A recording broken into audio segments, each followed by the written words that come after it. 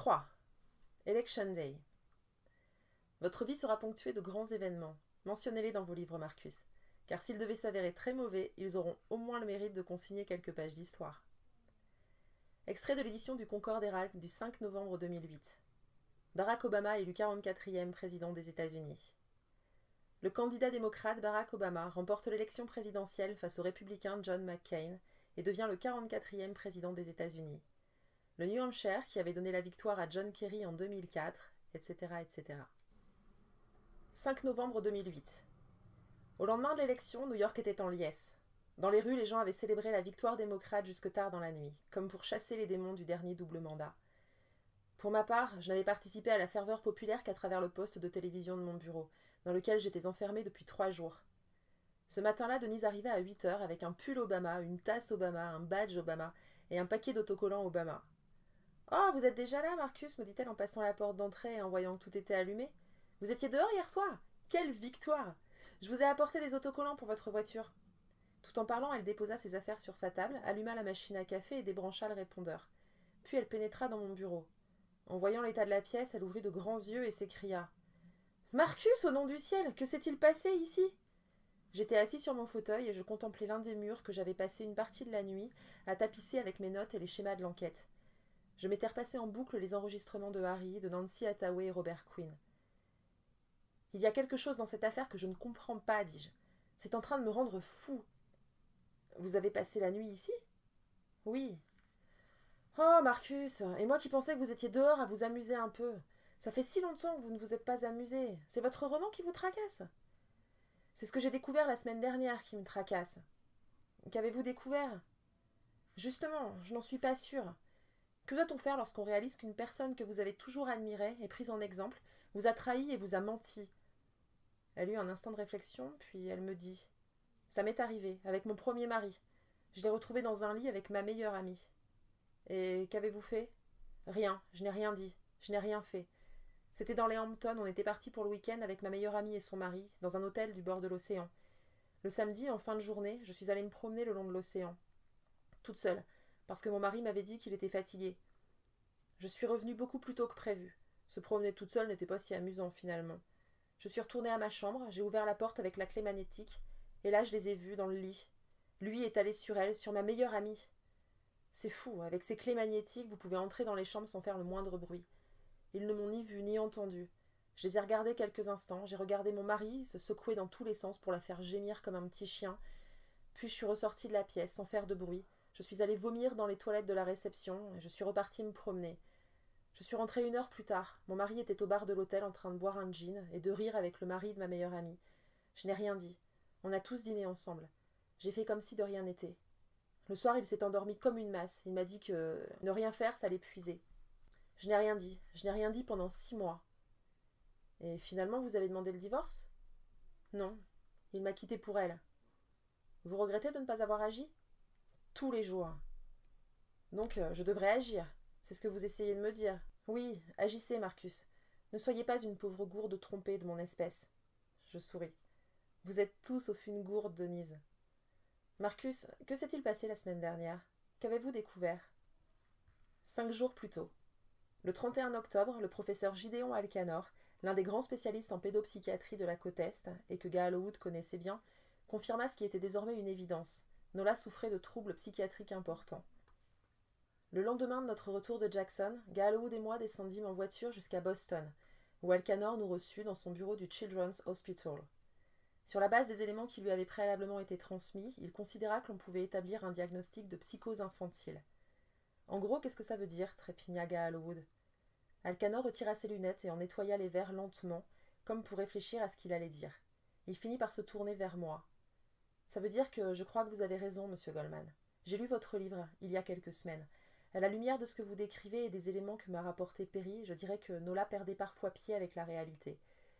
C'est probablement dans un de ces moments de crise qu'elle a mis le feu à la chambre de sa mère. Cette nuit du 30 août 1969, Nola voit son rapport à la réalité faussé. Elle veut tuer sa mère, mais à ce moment précis, pour elle, tuer ne signifie rien. Elle accomplit un geste dont elle n'a pas conscience de la portée. À ce premier épisode traumatique s'ajoute ensuite celui de l'exorcisme.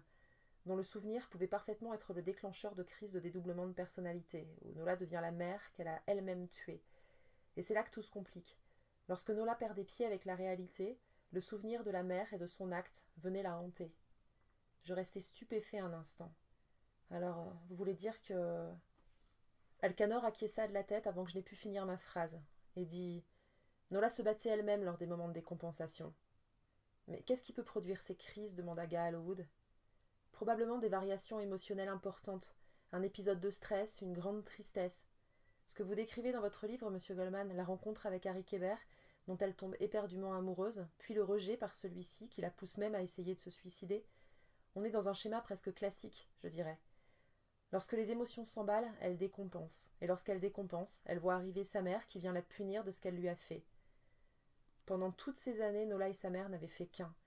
Il nous en fallait la confirmation par le père Kellergan, et le samedi 1er novembre, nous nous rendîmes en délégation au 245 Terrace Avenue. Il y avait Gaalwood, moi et Travis Down, que nous avions informés de ce que nous avions appris en Alabama, et dont Gaalwood avait demandé la présence pour rassurer David Kellergan. Lorsque ce dernier nous trouva devant sa porte, il déclara d'emblée « Je n'ai rien à vous dire, ni à vous, ni à personne. »« C'est moi qui ai des choses à vous dire, » expliqua calmement Gaalwood. « Je sais ce qui s'est passé en Alabama en août 1969. Je sais pour l'incendie. Je sais tout. Vous ne savez rien. »« Tu devrais les écouter, dit Travis. Laisse-nous donc rentrer, David. Nous serions mieux à l'intérieur pour discuter. » David Kellergan finit par céder. Il nous fit entrer et nous guida vers la cuisine. Il se servit une tasse de café, ne nous en proposa pas et s'assit à la table.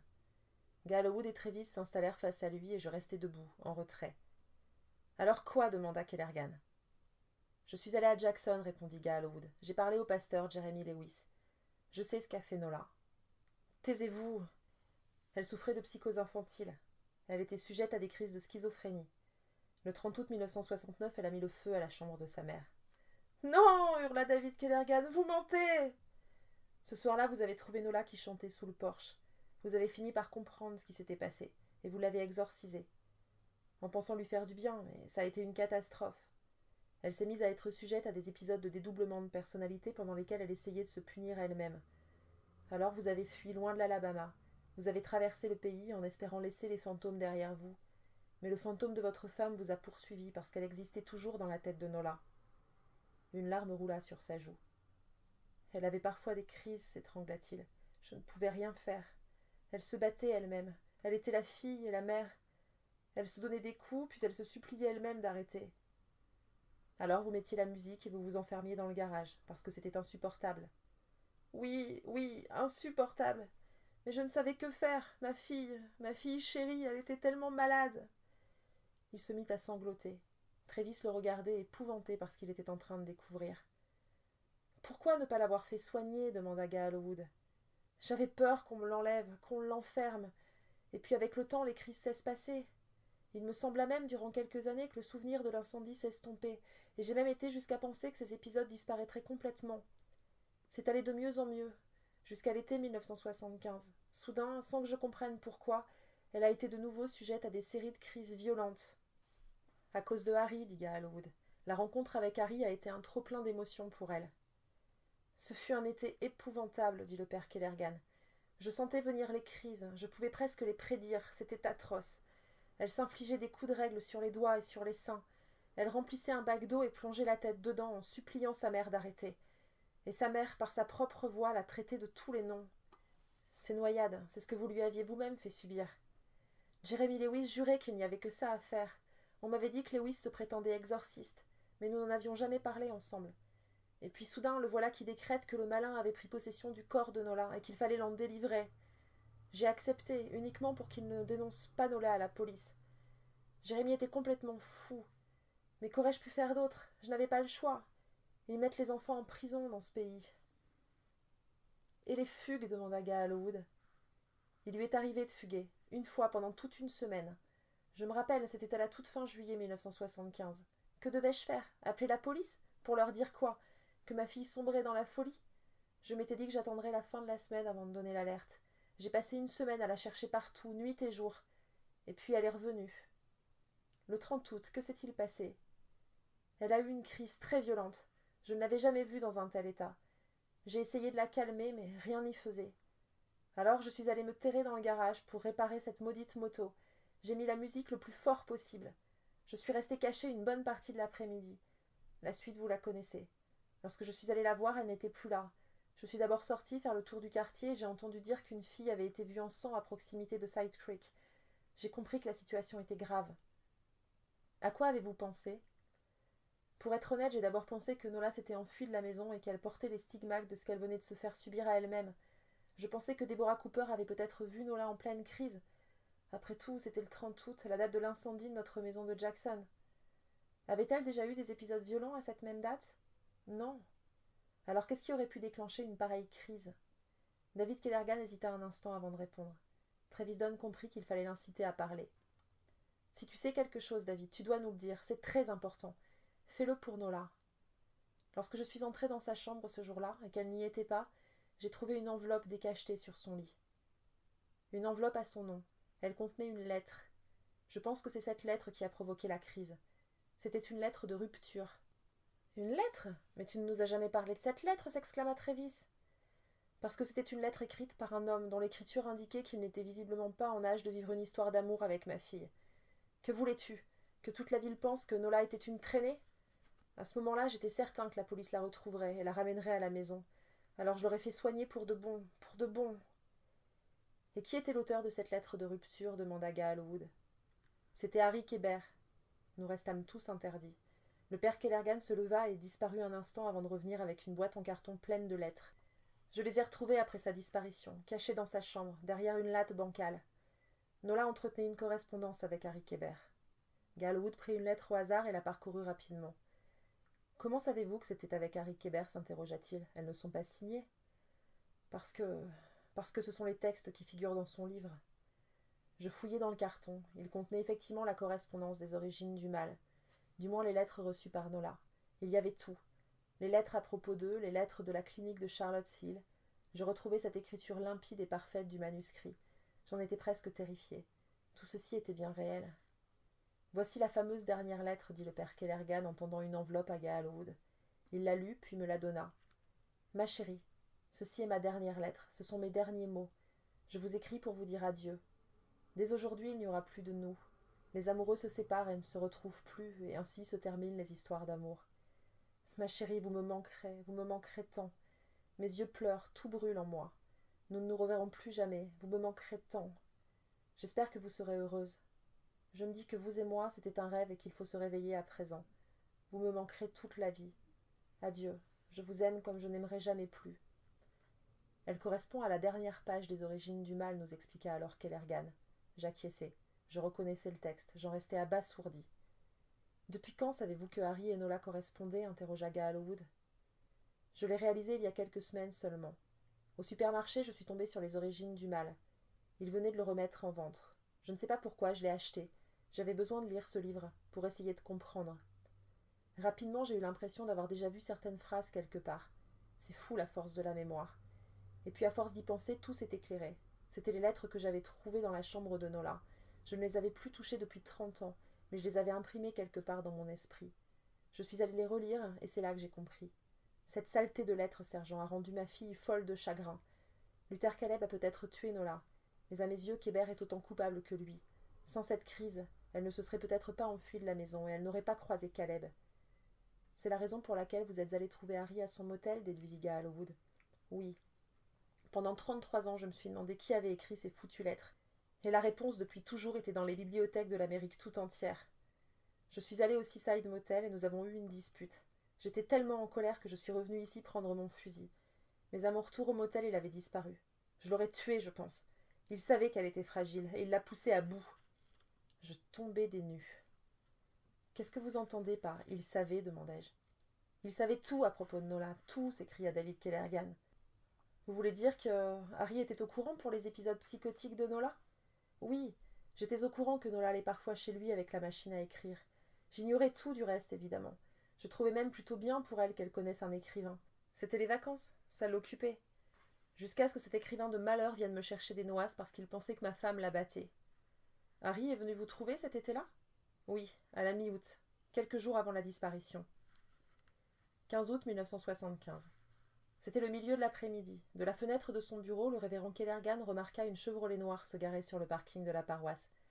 Il vit Harry Kébert en sortir et se diriger d'un pas rapide vers l'entrée principale du bâtiment. Il se demanda quel pouvait bien être le motif de sa visite. Depuis son arrivée à Aurora, Harry n'était jamais venu au temple. Il entendit le bruit des battants de la porte d'entrée, puis des pas dans le couloir, et quelques instants après, il le vit apparaître dans l'encadrement de la porte de son bureau, restée ouverte. « Bonjour Harry, dit-il. Quelle bonne surprise. »« Bonjour, révérend. Je vous dérange ?»« Pas le moins du monde. Entrez, je vous en prie. » Harry pénétra dans la pièce et ferma la porte derrière lui. « Tout va bien ?» demanda le révérend Kellergan. « Vous faites une drôle de tête. »« Je viens vous parler de Nola. »« Oh, ça tombe bien. Je voulais vous remercier. Je sais qu'elle va parfois chez vous, et elle en revient toujours très enjouée. J'espère que cela ne vous importune pas. Grâce à vous, elle a des vacances bien remplies. » Harry avait le visage fermé. « Elle est venue ce matin, dit-il. Elle était en pleurs. Elle m'a tout raconté à propos de votre femme. » Le révérend blêmit. « De ma femme ? Que vous a-t-elle dit ? » Qu'elle la bat, qu'elle lui plonge la tête dans une bassine d'eau glaciale. « Harry, C'est terminé, révérend, je sais tout. »« Harry, c'est plus compliqué que ça. Plus compliqué ? Parce que vous allez essayer de me convaincre qu'il y a une bonne raison qui justifie vos sévices ? Hein ? Je vais aller trouver les flics, révérend. Je vais tout balancer. »« Non, Harry, surtout pas. »« Oh oui, je vais y aller. Qu'est-ce que vous croyez ? Que je ne vais pas oser vous dénoncer parce que vous êtes un homme d'église ? Mais vous n'êtes rien. Quel genre de type laisse sa femme rosser sa fille ? Harry, écoutez-moi, je vous en prie. Je crois qu'il y a un terrible malentendu et que nous devrions parler calmement. J'ignore ce que Nola avait raconté à Harry, nous expliqua le révérend. Ce n'était pas le premier à se douter que quelque chose ne tournait pas rond. Mais jusqu'alors, je n'avais eu affaire qu'à des amis de Nola, des enfants dont je pouvais facilement éluder les questions. Là, c'était différent. Alors, j'ai dû lui avouer que la mère de Nola n'existait que dans sa tête. Je l'ai supplié de n'en parler à personne, mais le voilà qui s'est mis à se mêler de ce qui ne le regardait pas, à me dire quoi faire avec ma propre fille. Il voulait que je la fasse soigner. Je lui ai dit d'aller se faire voir, et puis 2 semaines plus tard, elle a disparu. Et vous avez ensuite évité de croiser Harry pendant 33 ans, dis-je, parce que vous étiez les 2 seuls à connaître le secret de Nola. Elle était mon seul enfant, vous comprenez ? Je voulais que tout le monde garde un bon souvenir d'elle, pas qu'on pense qu'elle était folle. Elle n'était pas folle d'ailleurs, juste fragile. Et puis, si la police avait su la vérité sur ses crises, ils n'auraient pas entrepris toutes ces recherches pour la retrouver. Ils auraient dit qu'elle était une folle et une fugueuse. Gallowwood se tourna vers moi.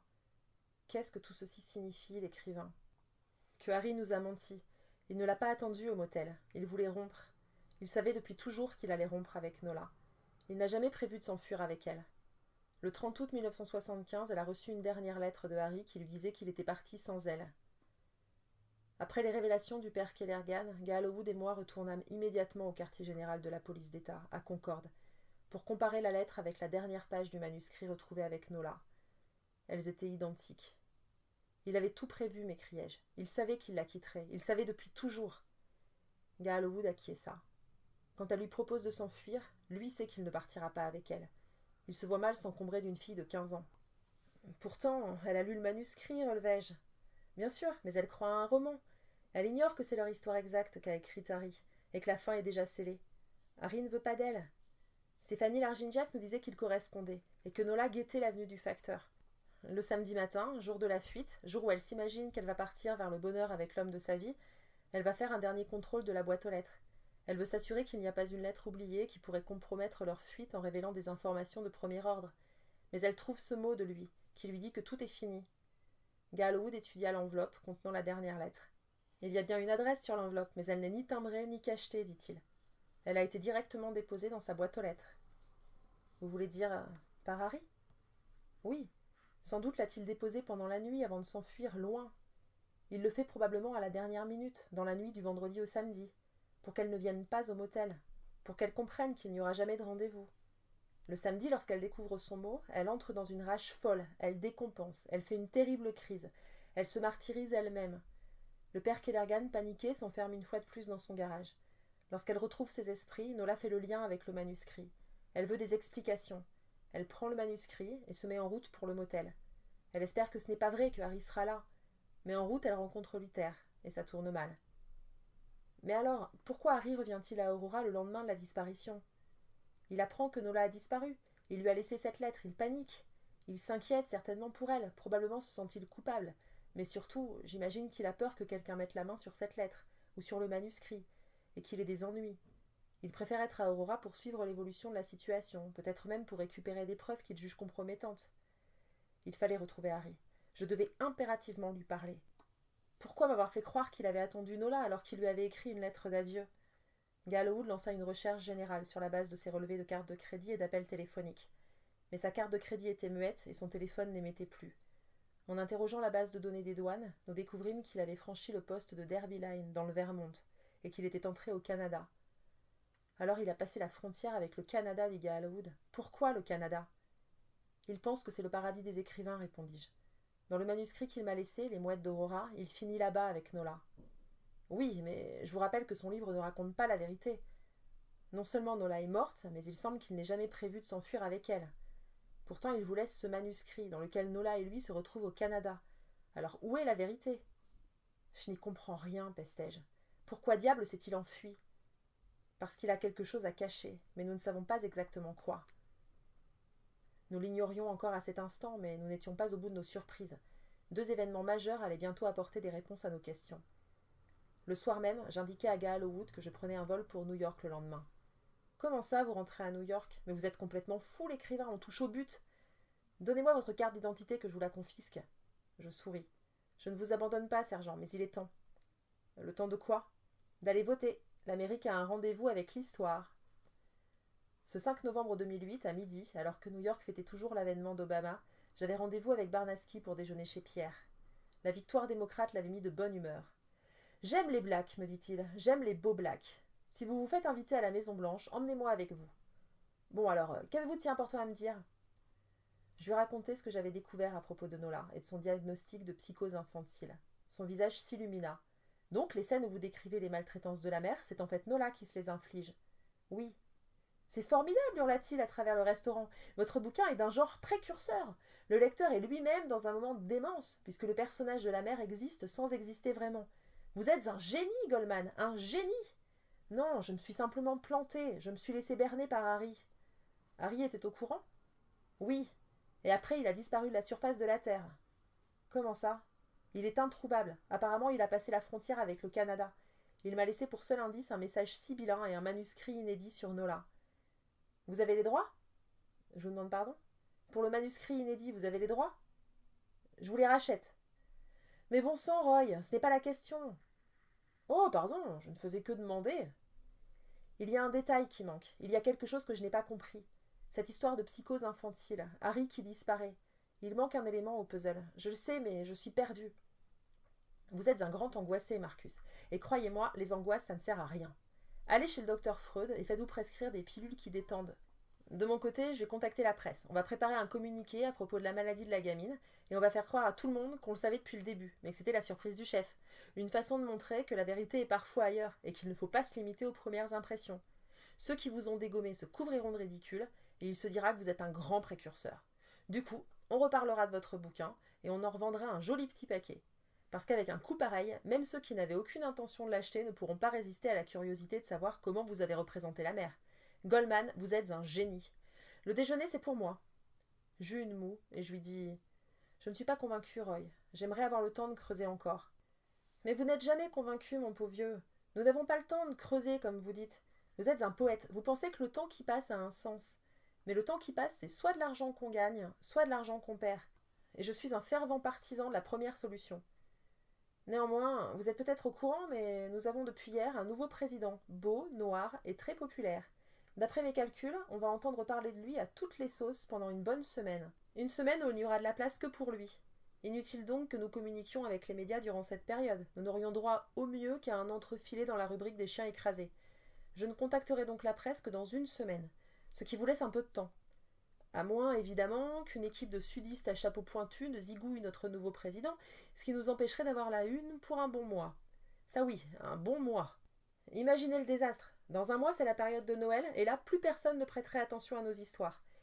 Dans une semaine, donc, on diffuse l'histoire de psychose infantile. Supplément dans les journaux et tout le tralala.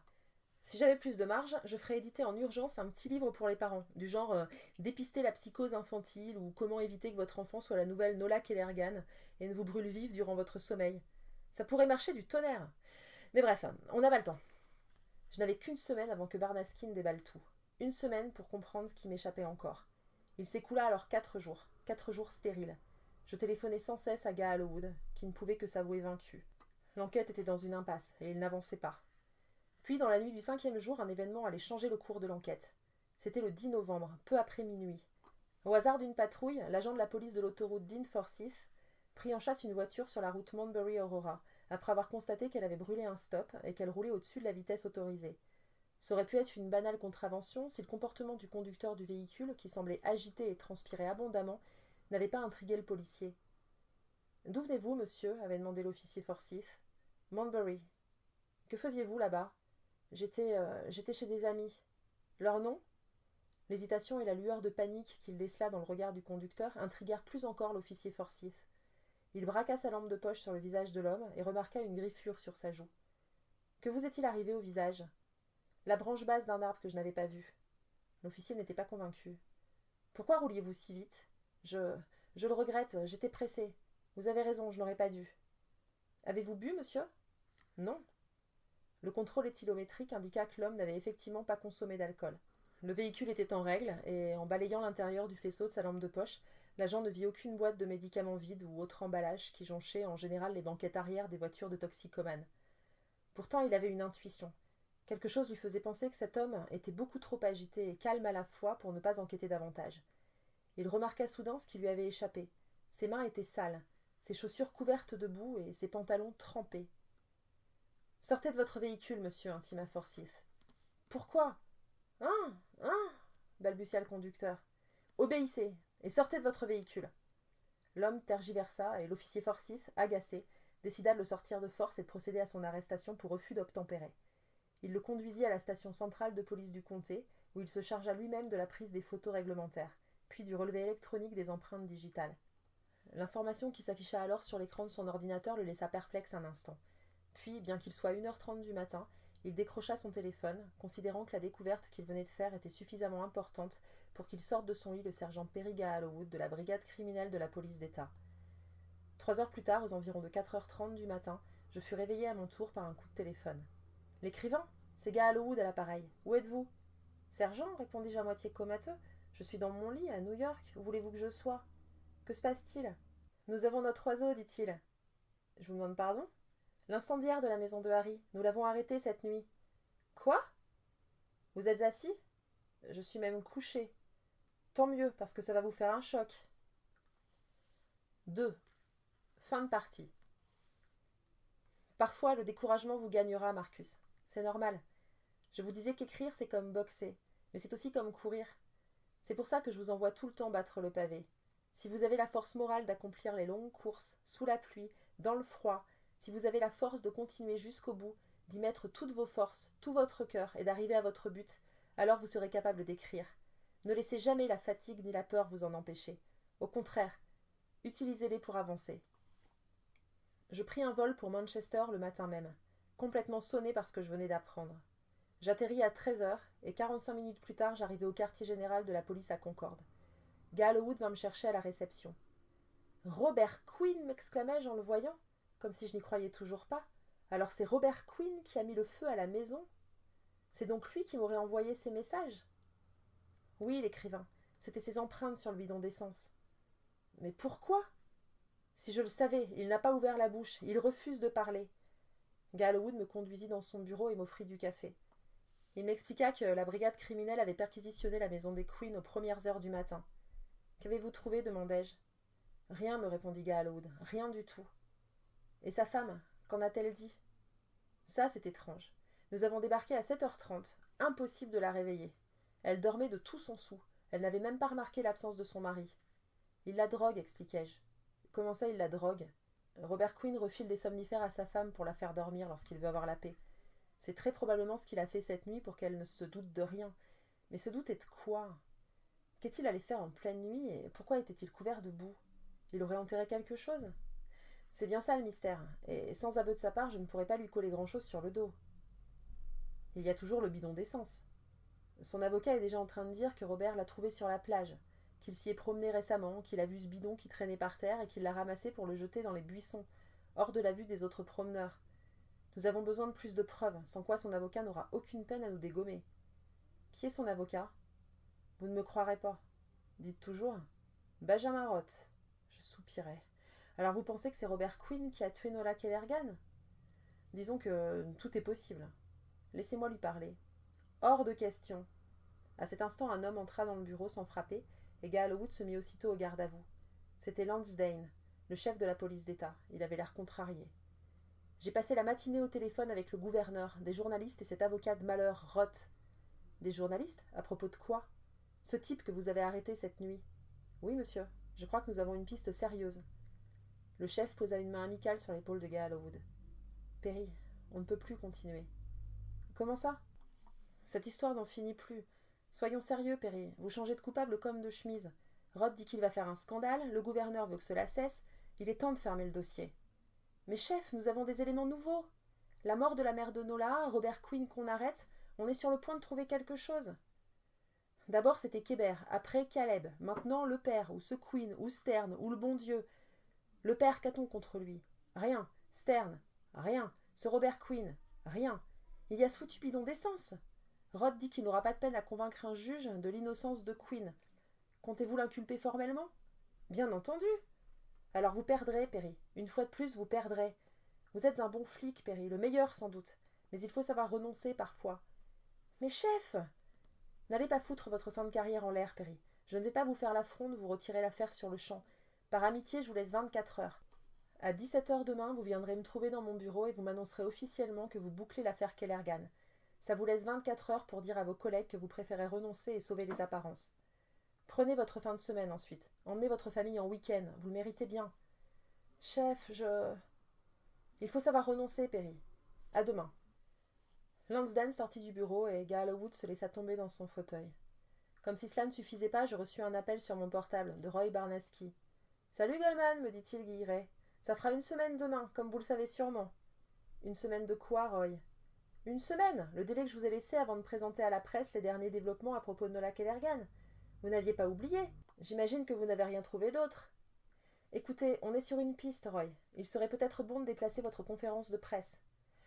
Oh là là, des pistes, toujours des pistes, Goldman. Mais c'est la piste du cirque, oui. Allons, allons, il est temps de cesser avec ces histoires. J'ai convoqué la presse pour demain à 17h. Je compte sur votre présence. Impossible, je suis dans le New Hampshire. Quoi? Goldman, vous êtes l'attraction, j'ai besoin de vous. Désolé, Roy. Je raccrochai. C'était qui? Demanda Gallowwood. Barnaski, mon éditeur. Il veut convoquer la presse demain en fin de journée pour le grand déballage. Parler de la maladie de Nola et dire que mon livre est un livre génial parce qu'on y vit la double personnalité d'une gamine de 15 ans. Eh bien, on dirait que demain en fin de journée, nous aurons officiellement tout foiré. Gallowwood disposait de 24 dernières heures. Il ne voulait pas rester à ne rien faire. Il proposa d'aller à Aurora, interroger Tamara et Jenny pour essayer d'en apprendre plus sur Robert. Sur la route, il téléphona à Travis pour le prévenir de notre venue. Nous le retrouvâmes devant la maison des Quinn. Il était complètement abasourdi. « Alors, ce sont vraiment les empreintes de Robert sur le bidon » demanda-t-il. « Oui, répondit Gallowwood. « Bon sang, je ne peux pas y croire. Mais pourquoi aurait-il fait ça ?»« Je l'ignore. Vous pensez qu'il est impliqué dans le meurtre de Nola ?»« À ce stade, on ne peut plus rien exclure. Comment vont Jenny et Tamara ?»« Mal, très mal. Elles sont sous le choc. Et moi aussi, c'est un cauchemar, un cauchemar. » Il s'assit sur le capot de la voiture, dépité. « Qu'y a-t-il » interrogea Gallowwood, qui comprit que quelque chose n'allait pas. « Sergent, depuis ce matin, je n'arrête pas d'y penser. Cette histoire m'a fait remonter énormément de souvenirs. » « Quel genre de souvenirs ?» Robert Quinn s'intéressait de près à l'enquête. À cette époque, je voyais souvent Jenny. J'allais déjeuner chez les Quinn le dimanche. Il n'arrêtait pas de me parler de l'enquête. Je croyais que c'était sa femme qui ne parlait que de ça. À table, oui. Mais dès que j'arrivais, le père me servait une bière sur la terrasse, et il me faisait parler. Avait-on un suspect? Avait-on une piste? Après le repas, il me raccompagnait à ma voiture et nous parlions encore. J'avais presque du mal à m'en débarrasser. Êtes-vous en train de me dire... Je ne vous dis rien, mais... Mais quoi? Il fouilla dans la poche de sa veste et en ressortit une photographie. J'ai trouvé ça ce matin dans un album de famille que Jenny garde chez nous. La photo représentait Robert Quinn à côté d'une Chevrolet Monte-Carlo noire, devant le Clarks. Au dos, on pouvait lire Aurora, août 1975. Qu'est-ce que ça veut dire? Interrogea Gallowwood. J'ai posé la question à Jenny. Elle m'a révélé que cet été-là, son père voulait s'acheter une nouvelle voiture, mais qu'il n'était pas certain du modèle. Il avait fait des démarches auprès des concessionnaires de la région pour des essais, et durant plusieurs week-ends, il avait pu essayer différents modèles. Dont une Monte-Carlo noire, interrogea Gallowwood. Dont une Monte-Carlo noire, confirma Travis. Vous voulez dire que le jour de la disparition de Nola, il était possible que Robert Quinn conduisait cette voiture? Oui. Gallowwood passa la main sur son crâne. Il demanda à garder la photographie. Travis, dis-je, il faudrait que nous parlions avec Tamara et Jenny. Elles sont à l'intérieur? Oui, bien sûr. Venez, elles sont dans le salon. Tamara et Jenny étaient prostrées sur un canapé. Nous passâmes plus d'1 heure à essayer de les faire parler, mais elles étaient tellement choquées qu'elles étaient incapables de rassembler leurs esprits. Finalement, entre 2 sanglots, Tamara réussit à détailler sa soirée de la veille. Elle et Robert avaient dîné de bonne heure, puis ils avaient regardé la télévision. « Avez-vous remarqué quelque chose d'étrange dans le comportement de votre mari » demanda Gallowwood. « Non. Enfin, oui, il voulait absolument me faire boire une tasse de thé. Moi, je n'en voulais pas, mais il me répétait « Bois, Bibichette, bois, c'est une tisane diurétique, ça te fera du bien. » Finalement, je l'ai bu, sa foutue tisane, et je me suis endormie sur le canapé. Quelle heure était-il? Je dirais qu'il était autour de 23 heures. Et après, le trou noir, j'ai dormi comme un mort. Lorsque je me suis réveillée, il était 7h30 du matin, j'étais toujours sur ce canapé, et des policiers frappaient contre ma porte. Madame Quinn, est-il exact que votre mari envisageait d'acheter une Chevrolet Monte-Carlo? Je ne sais plus. Oui, peut-être, mais... Vous pensez qu'il aurait fait du mal à la petite? Que c'était lui? À ces mots, elle se précipita aux toilettes pour aller vomir. Cette discussion ne menait nulle part. Nous repartîmes sans avoir rien appris de plus. Le temps jouait contre nous. Dans la voiture, je suggérai à Gallowwood de confronter Robert à la photo de la Monte-Carlo noire, qui constituait une preuve accablante. Ça ne servirait à rien, me répondit-il. Rod sait que Lansden est en train de craquer et aura probablement conseillé à Quinn de jouer la montre. Quinn ne parlera pas, et nous l'aurons dans l'os. Demain à 17h, l'enquête sera bouclée. Votre copain Barnaski fera son numéro devant les télévisions de tout le pays. Robert Quinn sera libre et nous serons la risée de l'Amérique. À moins d'un miracle, l'écrivain. À moins qu'on comprenne ce que fabriquait Quinn hier soir pour être si pressé. Sa femme dit qu'elle s'est endormie à 11h. Il a été arrêté vers minuit. Il s'est donc écoulé 1 heure. Au moins, on sait qu'il était dans la région, mais où? Gallowwood ne voyait qu'une chose à faire, nous rendre à l'endroit où Robert Quinn avait été arrêté et essayer de remonter le fil de son parcours. Il s'octroya même le luxe de sortir l'officier Forsyth de son jour de congé pour le faire venir sur place. Nous le retrouvâmes 1 heure plus tard, à la sortie d'Aurora. Il nous guida alors jusqu'à une portion de la route de Manbury. C'était là, nous dit-il. La route était rectiligne. Coincée entre des taillis, ça ne nous avançait guère plus. Que s'est-il passé exactement demanda Gallowwood. J'arrivais de Manbury, patrouille de routine, lorsque soudain cette voiture a déboulé devant moi. Comment ça, déboulé? L'intersection 5 ou 600 mètres plus haut. Quelle intersection? Je ne saurais pas vous dire quelle route ça croise, mais c'est une intersection pour sûr avec un stop. Je le sais que c'est un stop parce que c'est le seul sur ce tronçon. Le stop qui est là-bas, hein? Demanda encore Gallowwood en regardant au loin. Le stop qui est là-bas, confirma Forsyth. Soudain, tout se bouscula dans ma tête. Je m'écriai. C'est la route du lac! Quoi, le lac? Fit Gallowwood. C'est le croisement avec la route qui mène au lac de Manbury. Nous remontâmes jusqu'à l'intersection et nous engageâmes sur la route du lac. Après 100 mètres, nous arrivâmes au parking. Les abords du lac étaient dans un état lamentable. Les récentes pluies torrentielles d'automne avaient labouré les berges. Tout n'était que boue. Mercredi 12 novembre 2008, 8 heures. Une colonne de véhicules de police arriva sur le parking du lac. Gallowwood et moi attendions depuis un moment dans sa voiture. En voyant les camionnettes des équipes de plongeurs de la police, je lui demandai « Vous êtes sûr de votre coup, sergent ?»« Non, mais on n'a pas le choix. » C'était notre dernière carte, la fin de partie. Robert Quinn était certainement venu ici. Il avait crapahuté dans la boue pour atteindre le bord de l'eau. Il était venu jeter quelque chose dans le lac. C'était du moins notre hypothèse. Nous sortîmes de voiture pour rejoindre les plongeurs qui se préparaient. Le chef d'équipe donna quelques consignes à ses hommes, puis il s'entretint avec Gallowwood. « Qu'est-ce qu'on cherche, sergent » demanda-t-il. « Tout, et n'importe quoi. Des documents, une arme, je n'en sais rien. Quelque chose qui nous relierait à l'affaire Kellergan. Vous savez que ce lac est un dépotoir. Si vous pouviez être plus précis... Je pense que ce que nous cherchons est suffisamment évident pour que vos gars le repèrent s'ils mettent la main dessus. Mais je ne sais pas encore ce que c'est. Et à quel niveau du lac, selon vous? Les abords directs, disons la distance d'un lancer depuis la rive. Je privilégierais la zone opposée du lac. Notre suspect était couvert de boue et il avait une griffure sur le visage, probablement due à une branche basse. Il a certainement voulu cacher son objet là où personne n'aurait envie d'aller le chercher. Je pense donc qu'il est allé sur la berge en face, qui est entourée de taillis et de ronces. Les fouilles débutèrent. Nous nous postâmes au bord de l'eau, à proximité du parking, et observâmes les plongeurs qui disparaissaient dans l'eau. Il faisait glacial. Une première heure s'écoula sans qu'il ne se passe quoi que ce soit. Nous nous tenions juste à côté du chef des plongeurs, à écouter les rares communications radio. À 9h30, Lansdowne téléphona à Gallowwood pour lui passer un savon. Il cria tellement fort que je pus entendre la conversation à travers l'appareil. « Dites-moi que ce n'est pas vrai, Perry !»« Pas vrai quoi, chef ? Vous avez mobilisé des plongeurs ?»« Oui, monsieur. »« Vous êtes complètement fou. Vous êtes en train de vous griller. Je pourrais vous suspendre pour ce genre d'initiative. J'organise une conférence de presse à 17h. Vous y serez. Ce sera vous qui annoncerez que l'enquête s'arrête ici. Vous vous démerderez avec les journalistes. Je ne couvre plus vos fesses, Perry. J'en ai plus qu'assez. »« Bien, monsieur. » Il raccrocha. Nous restâmes silencieux. 1 heure de plus s'écoula. Les recherches demeuraient infructueuses. Gallowwood et moi, malgré le froid, n'avions pas quitté notre poste d'observation. Je finis par dire « Sergent, et si… » « Taisez-vous, l'écrivain, s'il vous plaît. Ne parlez pas. Je ne veux rien entendre de vos questionnements et de vos doutes. » Nous attendîmes encore. Soudain, la radio du chef des plongeurs grésilla de façon inhabituelle.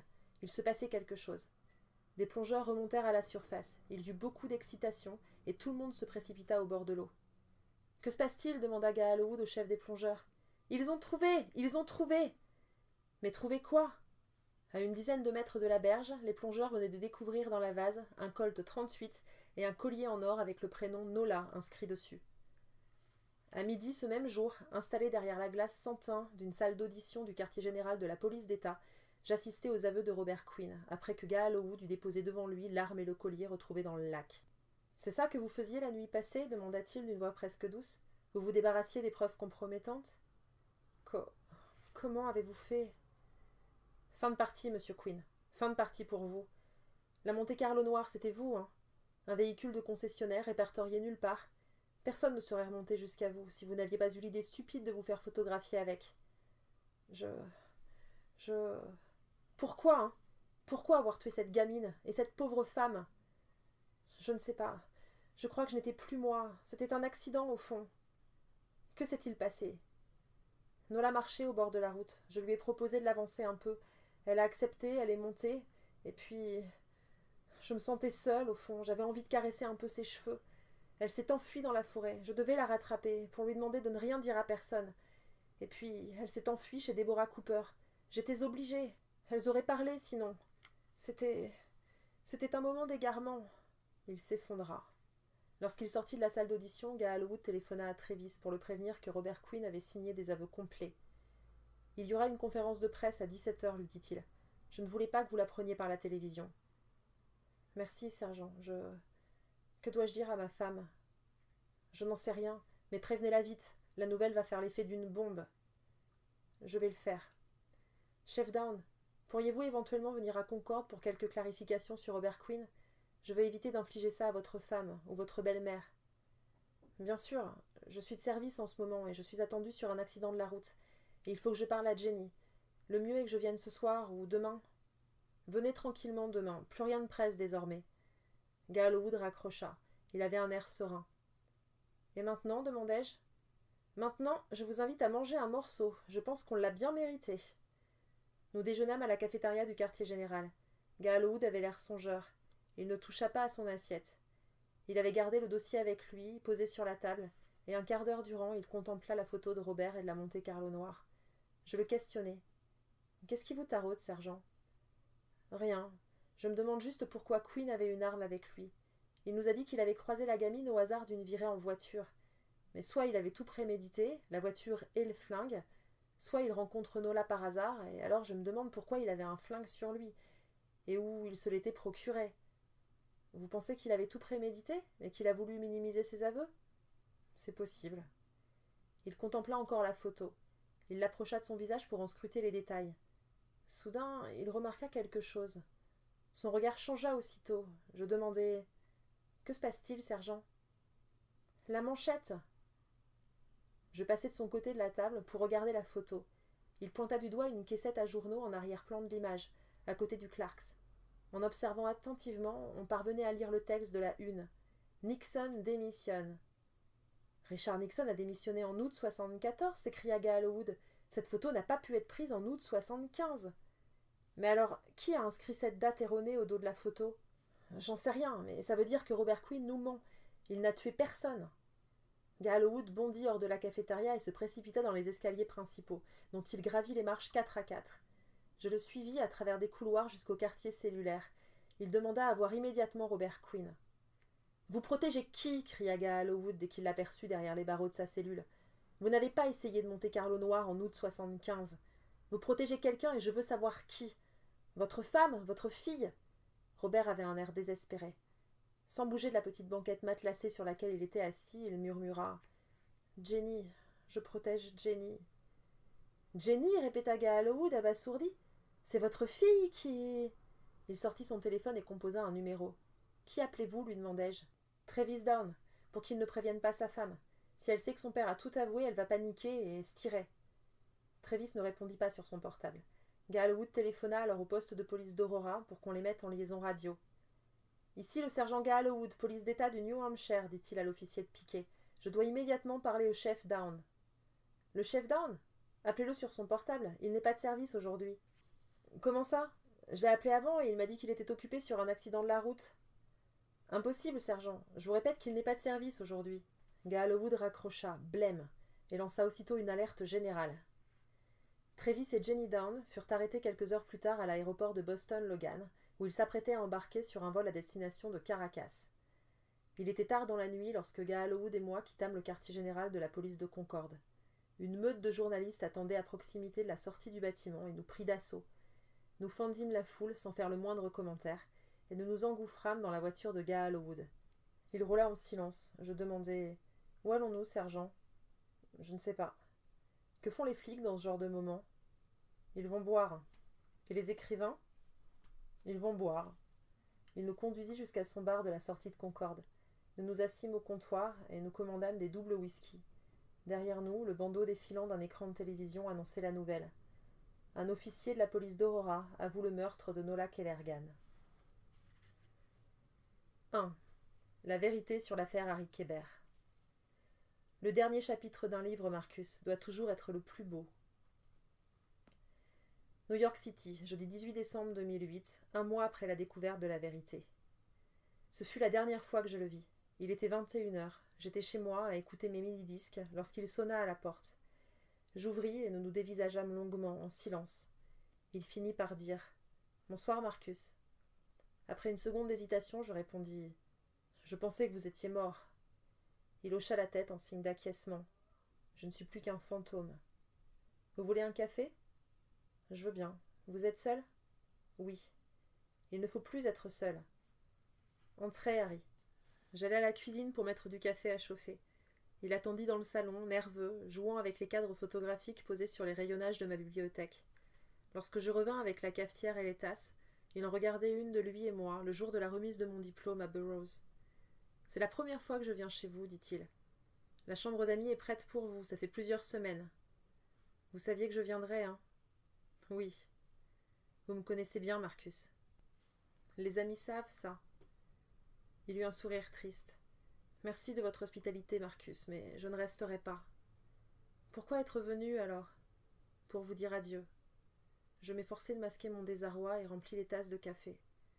Si vous me laissez, alors je n'aurai plus d'amis, dis-je. Ne dites pas ça. Plus qu'un ami, je vous ai aimé comme un fils, Marcus. Je vous ai aimé comme un père, Harry. Malgré la vérité ? La vérité ne change rien à ce que l'on peut éprouver pour autrui. C'est le grand drame des sentiments. Vous avez raison, Marcus. Alors, vous savez tout, hein ?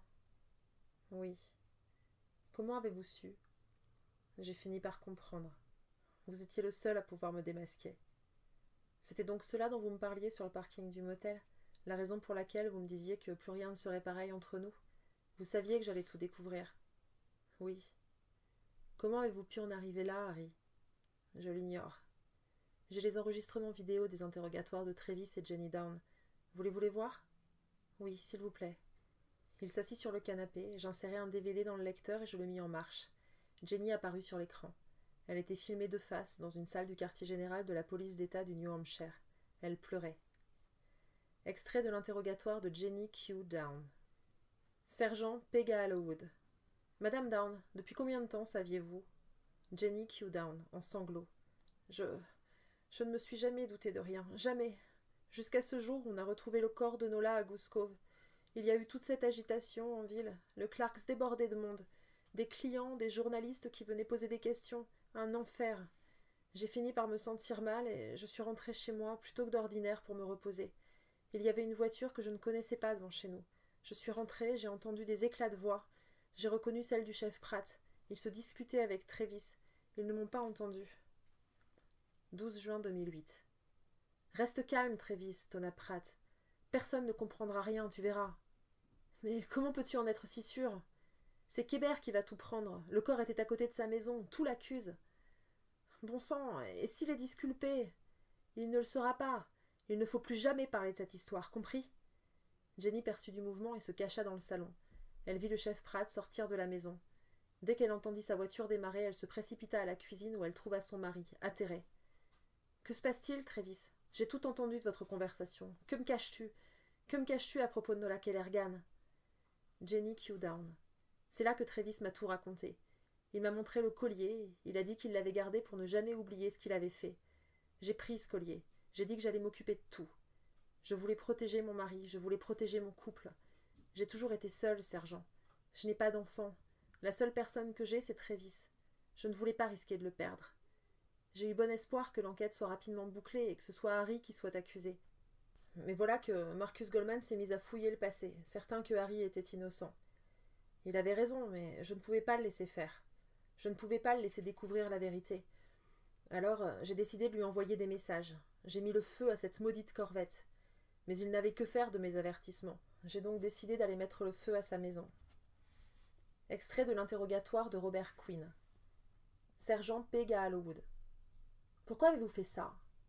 Robert Quinn. Pour ma fille. Elle semblait très inquiète de l'agitation qui régnait en ville depuis la découverte du corps de Nola. Je la trouvais préoccupée. Elle se comportait bizarrement. Elle quittait le Clarks sans raison. Le jour où les journaux ont publié les feuillets de Goldman, elle était dans un état de rage terrible. C'en était presque effrayant. En sortant des toilettes des employés, je l'ai vue partir en douce par la porte de service. J'ai décidé de la suivre. Jeudi 10 juillet 2008. Elle se gara sur le chemin forestier et sortit précipitamment de voiture, s'emparant du bidon d'essence et de la bombe de peinture. Elle avait pris soin de mettre des gants de jardinage pour ne laisser aucune empreinte. Il la suivait de loin et avec peine. Lorsqu'il franchit la lisière des arbres, elle avait déjà souillé la Range Rover, et il la vit déverser l'essence sous la marquise. « Jenny, arrête !» lui hurla son père. Elle s'empressa de craquer une allumette qu'elle jeta par terre. L'entrée de la maison s'embrasa immédiatement. Elle fut surprise par l'intensité des flammes et dut reculer de plusieurs mètres en se protégeant le visage. Son père l'attrapa par les épaules. « Jenny, tu es folle !»« Tu ne peux pas comprendre, papa. Qu'est-ce que tu fais ici? Va-t'en, va-t'en !» Il lui arracha le bidon des mains. « File, ordonna-t-il, file avant qu'on te prenne !» Elle disparut dans la forêt et regagna sa voiture. Il devait se débarrasser du bidon, mais la panique l'empêchait de réfléchir. Finalement, il se précipita jusqu'à la plage et le dissimula dans les fourrés. Extrait de l'interrogatoire de Jenny Q-Down. Sergent P. Gallowwood. Et après ça? Jenny Q-Down. J'ai supplié mon père de rester en dehors de cette affaire. Je ne voulais pas qu'il y soit mêlé. Sergent P. Gallowwood. Pourtant, il l'était déjà. Qu'avez-vous fait alors? Jenny Q-Down. La pression s'accentuait sur le chef Pratt depuis qu'il avait avoué avoir forcé Nola à lui faire des fellations. Lui qui était d'abord si confiant était sur le point de craquer. Il allait tout dire. Il fallait s'en débarrasser et récupérer l'arme. Sergent P. Gallowwood. Il avait gardé l'arme? Jenny Q-Down. Oui, c'était son arme de service, depuis toujours. Extrait de l'interrogatoire de Travis Down. Travis Down. Ce que j'ai fait, sergent, je ne me le pardonnerai jamais. Ça fait 33 ans que j'y pense. 33 ans que ça me hante. Sergent P. Gallowwood. Ce qui m'échappe, c'est que vous êtes flic et que vous avez conservé ce collier qui est une preuve accablante. Travis Down. Je ne pouvais pas m'en débarrasser. Ce collier a été ma punition. Le rappel du passé. Depuis le 30 août 1975, il n'y a pas un jour qui passe sans que je ne m'enferme quelque part pour contempler ce collier. Et puis, quel risque que quelqu'un le trouve? Sergent P. Gallowwood. Et Pratt alors? Travis Down. Il allait parler. Depuis que vous aviez découvert pour lui et Nola, il était terrorisé. Un jour, il m'a téléphoné, il voulait me voir. Nous nous sommes retrouvés sur une plage. Il m'a dit qu'il voulait tout déballer, qu'il voulait passer un accord avec le procureur, et que je devrais en faire autant, parce que, de toute façon, la vérité allait finir par éclater au grand jour. Le soir même, je suis allé le retrouver à son motel. J'ai essayé de le raisonner, mais il a refusé. Il m'a montré son vieux Colt 38 qu'il gardait dans le tiroir de la table de nuit. Il a dit qu'il viendrait vous l'apporter dès le lendemain. Il allait parler, sergent. Alors j'ai attendu qu'il me tourne le dos, et je l'ai tué d'un coup de matraque. J'ai récupéré le Colt, et je me suis enfui. Sergent Peg à Hallowwood. Un coup de matraque? Comme à Nola? Travis Down. Oui. Sergent Peg à Hallowwood. Même arme? Travis Down. Oui. Sergent Peg à Hallowwood. Où est-elle? Travis Down. C'est ma matraque de service. C'est ce que nous avions décidé à l'époque avec Pratt. Il avait dit que le meilleur moyen de cacher les armes des crimes, c'était de les laisser au vu et au su de tous. Le Colt et la matraque que nous portions à la ceinture en recherchant Nola étaient les armes du crime. Sergent Peg à Hallowwood. Alors pourquoi vous en être débarrassé finalement? Et comment Robert Quinn s'est-il retrouvé en possession du Colt et du collier? Travis Down. Jenny m'a mis la pression. Et j'ai cédé. Depuis la mort de Pratt, elle ne dormait plus, elle était à bout. Elle a dit qu'on ne devait pas les garder chez nous, que si l'enquête sur le meurtre de Pratt remontait à nous, on était cuits. Elle a fini par me convaincre. Je voulais aller les jeter en pleine mer, là où personne ne les retrouverait jamais. Mais Jenny a paniqué et elle a pris les devants sans me consulter. Elle a demandé à son père de s'en charger. Sergent Peg à Hallowwood. Pourquoi son père? Travis Down. Je crois qu'elle n'avait pas confiance en moi. Je n'avais pas réussi à me séparer du collier depuis 33 ans. Elle craignait que je n'en sois toujours pas capable. Elle a toujours eu une foi inébranlable en son père. Elle considérait qu'il était le seul à pouvoir l'aider. Et puis, il était tellement insoupçonnable. Le gentil Robert Quinn. 10 novembre 2008. Jenny entra en trombe dans la maison de ses parents. Elle savait que son père y était seul. Elle le trouva dans le salon. « Papa » s'écria-t-elle, « papa, j'ai besoin de ton aide. »« Jenny, que se passe-t-il ?»« Ne pose pas de questions. J'ai besoin que tu te débarrasses de ça. » Elle lui tendit un sac en plastique. « Qu'est-ce que c'est ?»« Ne demande pas, ne l'ouvre pas, c'est très grave. Tu es le seul qui puisse m'aider. J'ai besoin que tu jettes ça quelque part où personne n'ira jamais le chercher. »« Tu as des ennuis ?»« Oui, je crois. »« Alors je le ferai, ma chérie. Sois tranquille, je ferai tout ce que je pourrai pour te protéger. »« Surtout n'ouvre pas ce sac, papa. Contente-toi de t'en débarrasser pour toujours. » Mais dès que sa fille fut repartie, Robert ouvrit le sac. Paniqué par ce qu'il découvrit à l'intérieur, craignant que sa fille soit une meurtrière, il avait décidé qu'il irait dès la nuit tombée jeter son contenu dans le lac de Manbury. Extrait de l'interrogatoire de Travis Down. Travis Down. Quand j'ai appris que le père Quinn avait été arrêté, j'ai su que c'était cuit, qu'il fallait agir. Je me suis dit qu'il fallait le faire passer pour coupable, du moins provisoirement. Je savais qu'il voudrait protéger sa fille, et qu'il tiendrait un jour ou deux. Le temps pour Jenny et moi d'être dans un pays qui n'extrate pas. Je me suis mise en quête d'une preuve contre Robert. J'ai fouillé dans les albums de famille que garde Jenny, espérant y trouver une photo de Robert et Nola et écrire au dos quelque chose de compromettant. Mais voilà que je suis tombée sur cette photo de lui et d'une Monte-Carlo noire. Quelle coïncidence exceptionnelle! J'ai inscrit la date d'août 75 au stylo et je vous l'ai apportée. Sergent Peg à Hallowwood. Chef Down. Il est temps de nous dire ce qui s'est vraiment passé le 30 août 1975. Éteignez, Marcus, hurla Harry. Je vous en supplie, éteignez, je ne supporte pas d'entendre ça. Je coupai immédiatement la télévision. Harry pleurait. Il se leva du canapé et se colla à la fenêtre. Dehors, il neigeait à gros flocons. La ville, illuminée, était magnifique. « Je suis désolé, Harry. »« New York est un endroit extraordinaire, murmura-t-il. Je me demande souvent ce qu'aurait été ma vie si j'étais resté ici au lieu de partir pour Aurora, au début de l'été 1975. Vous n'auriez jamais connu l'amour, dis-je.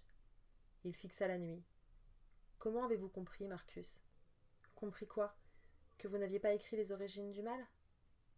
Peu après l'arrestation de Travis Down, la presse a commencé à se répandre sur l'affaire et quelques jours plus tard, j'ai reçu un appel d'Elijah Stern. Il voulait absolument me voir. Vendredi 14 novembre 2008, propriété d'Elijah Stern, près de Concorde, NH. Merci d'être venu, monsieur Goldman. Elijah Stern me reçut dans son bureau. J'ai été surpris de votre appel, monsieur Stern. Je pensais que vous ne m'aimiez pas beaucoup. Vous êtes un jeune homme doué. Ce que l'on dit dans les journaux à propos de Travis Down, c'est la vérité? Oui, monsieur. C'est d'un sordide. J'acquiesçai. Puis je lui dis « Je me suis planté sur toute la ligne à propos de Caleb. Je le regrette. » Vous ne vous êtes pas planté. Si j'ai bien compris, c'est votre ténacité qui, au final, a permis à la police de boucler l'enquête. Il y a ce policier qui ne jure que par vous. Peg à Hallowwood, c'est son nom, je crois. J'ai demandé à mon éditeur de retirer de la vente l'affaire Harry Kéber. Je suis heureux de l'apprendre. Allez-vous en écrire une version corrigée? C'est probable.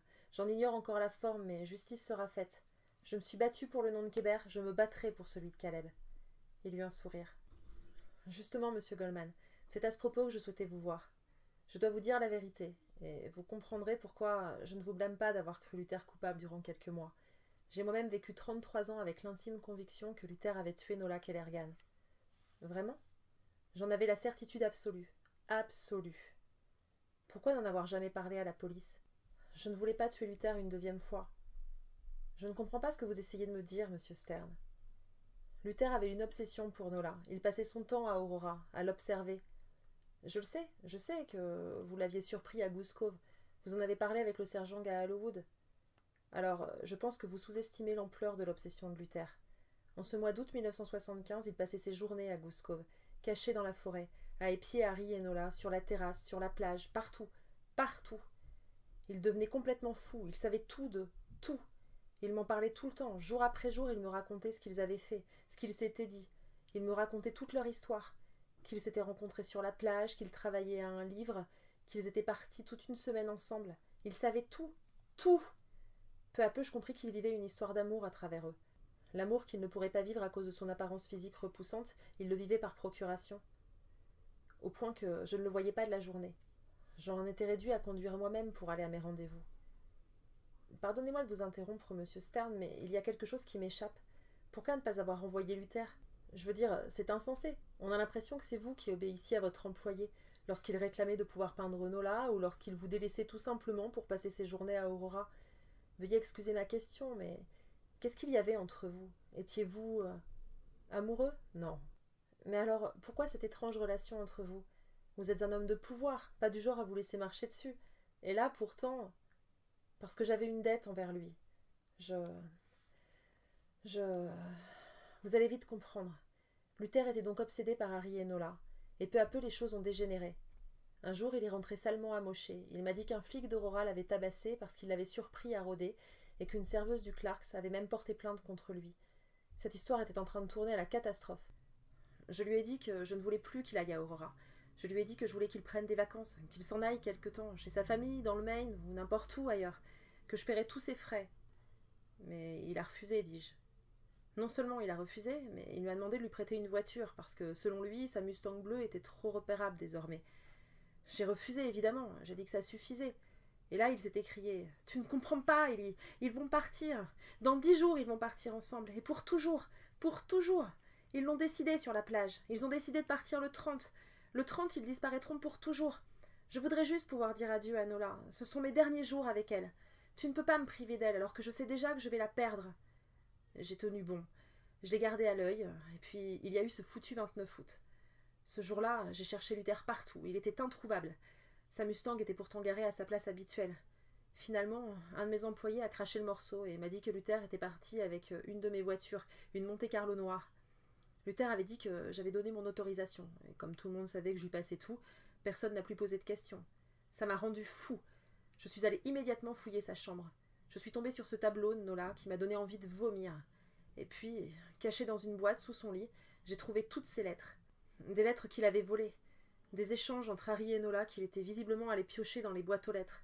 Alors, je l'ai attendu, et quand il est rentré en fin de journée, nous avons eu une terrible altercation. Stern se tut et regarda dans le vague. « Que s'est-il passé » demandai-je. Je voulais qu'il arrête d'aller là-bas, vous comprenez ? Je voulais que cette obsession à propos de Nola cesse.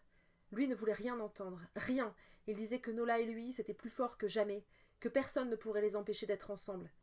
J'ai perdu les pédales. Nous nous sommes empoignés et je l'ai frappé. Je l'ai attrapé par le col, j'ai crié et je l'ai frappé. Je l'ai traité de pecno, il s'est retrouvé au sol. Il a touché son nez en sang, j'étais pétrifiée. Et il m'a dit... Stern n'arrivait plus à parler. Il eut un mouvement de dégoût. « Monsieur Stern, que vous a-t-il dit » demandai-je, pour qu'il ne perde pas le fil de son histoire. Il m'a dit « C'était toi !» Il a hurlé « C'était toi ! C'était toi !» Je suis restée tétanisée. Il s'est enfui. Il est allé chercher quelques affaires dans sa chambre et il est parti à bord de la Chevrolet avant que je puisse réagir. Il avait reconnu ma voix. Stern pleurait à présent. Il serrait les poings de rage. « Il avait reconnu votre voix » répétai-je. « Que voulez-vous dire ?» Il y a une époque où je retrouvais des vieux copains de Harvard. Une espèce de fraternité débile. On montait dans le Maine pour passer les week-ends, 2 jours dans des grands hôtels à boire, à manger du homard. On aimait se bagarrer, on aimait flanquer des dérouillés à des pauvres types. On disait que les types du Maine étaient des pecnos et que notre mission sur Terre était de les rosser. Nous n'avions pas 30 ans, nous étions des fils de riches, prétentieux. Nous étions un peu racistes, nous étions malheureux, nous étions violents. Nous avions installé un jeu, le field goal, qui consistait à taper dans la tête de nos victimes comme si nous dégagions un ballon de football.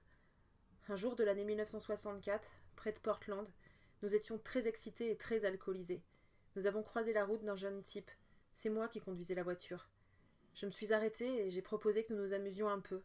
« Vous êtes l'agresseur de Caleb ?» Il explosa. « Oui, oui. Je ne me le suis jamais pardonné. On s'est réveillé le lendemain dans notre suite d'un hôtel de luxe avec une gueule de bois d'enfer. Les journaux relataient tous l'agression. Le garçon était dans le coma, la police nous recherchait activement. Nous avions été rebaptisés la bande des Field Goals. Nous avons décidé de ne plus jamais en parler, d'enfouir cette histoire dans nos mémoires. Mais je me suis laissée hanter. Les jours, les mois qui ont suivi, je n'ai plus pensé qu'à ça. J'en étais complètement malade. Je me suis mise à me rendre à Portland pour savoir ce qu'il advenait de ce gamin qu'on avait martyrisé. 2 années se sont ainsi écoulées et un jour, n'en pouvant plus, j'ai décidé de lui donner un travail et une chance de s'en sortir. J'ai faim d'avoir une roue à changer. Je lui ai demandé de l'aide et j'ai engagé comme chauffeur. Je lui ai donné tout ce qu'il voulait. Je lui ai aménagé un atelier de peinture dans la véranda de ma maison. Je lui ai donné de l'argent, je lui ai offert une voiture. Mais rien de tout cela n'a suffi à apaiser ma culpabilité. Je voulais toujours en faire davantage pour lui. J'avais brisé sa carrière de peintre, alors j'ai financé toutes les expositions possibles. Je le laissais souvent passer des journées entières à peindre. Et puis, il a commencé à dire qu'il se sentait seul, que personne ne voulait de lui. Il disait que la seule chose qu'il pouvait faire avec une femme, c'était la peindre. Il voulait peindre des femmes blondes. Il disait que ça lui rappelait sa fiancée de l'époque, avant l'agression. Alors j'ai engagé des cargaisons de prostituées blondes pour poser pour lui. Mais un jour, à Aurora, il a rencontré Nola, et il est tombé amoureux d'elle. Il disait que c'était la première fois qu'il aimait de nouveau depuis sa fiancée d'avant.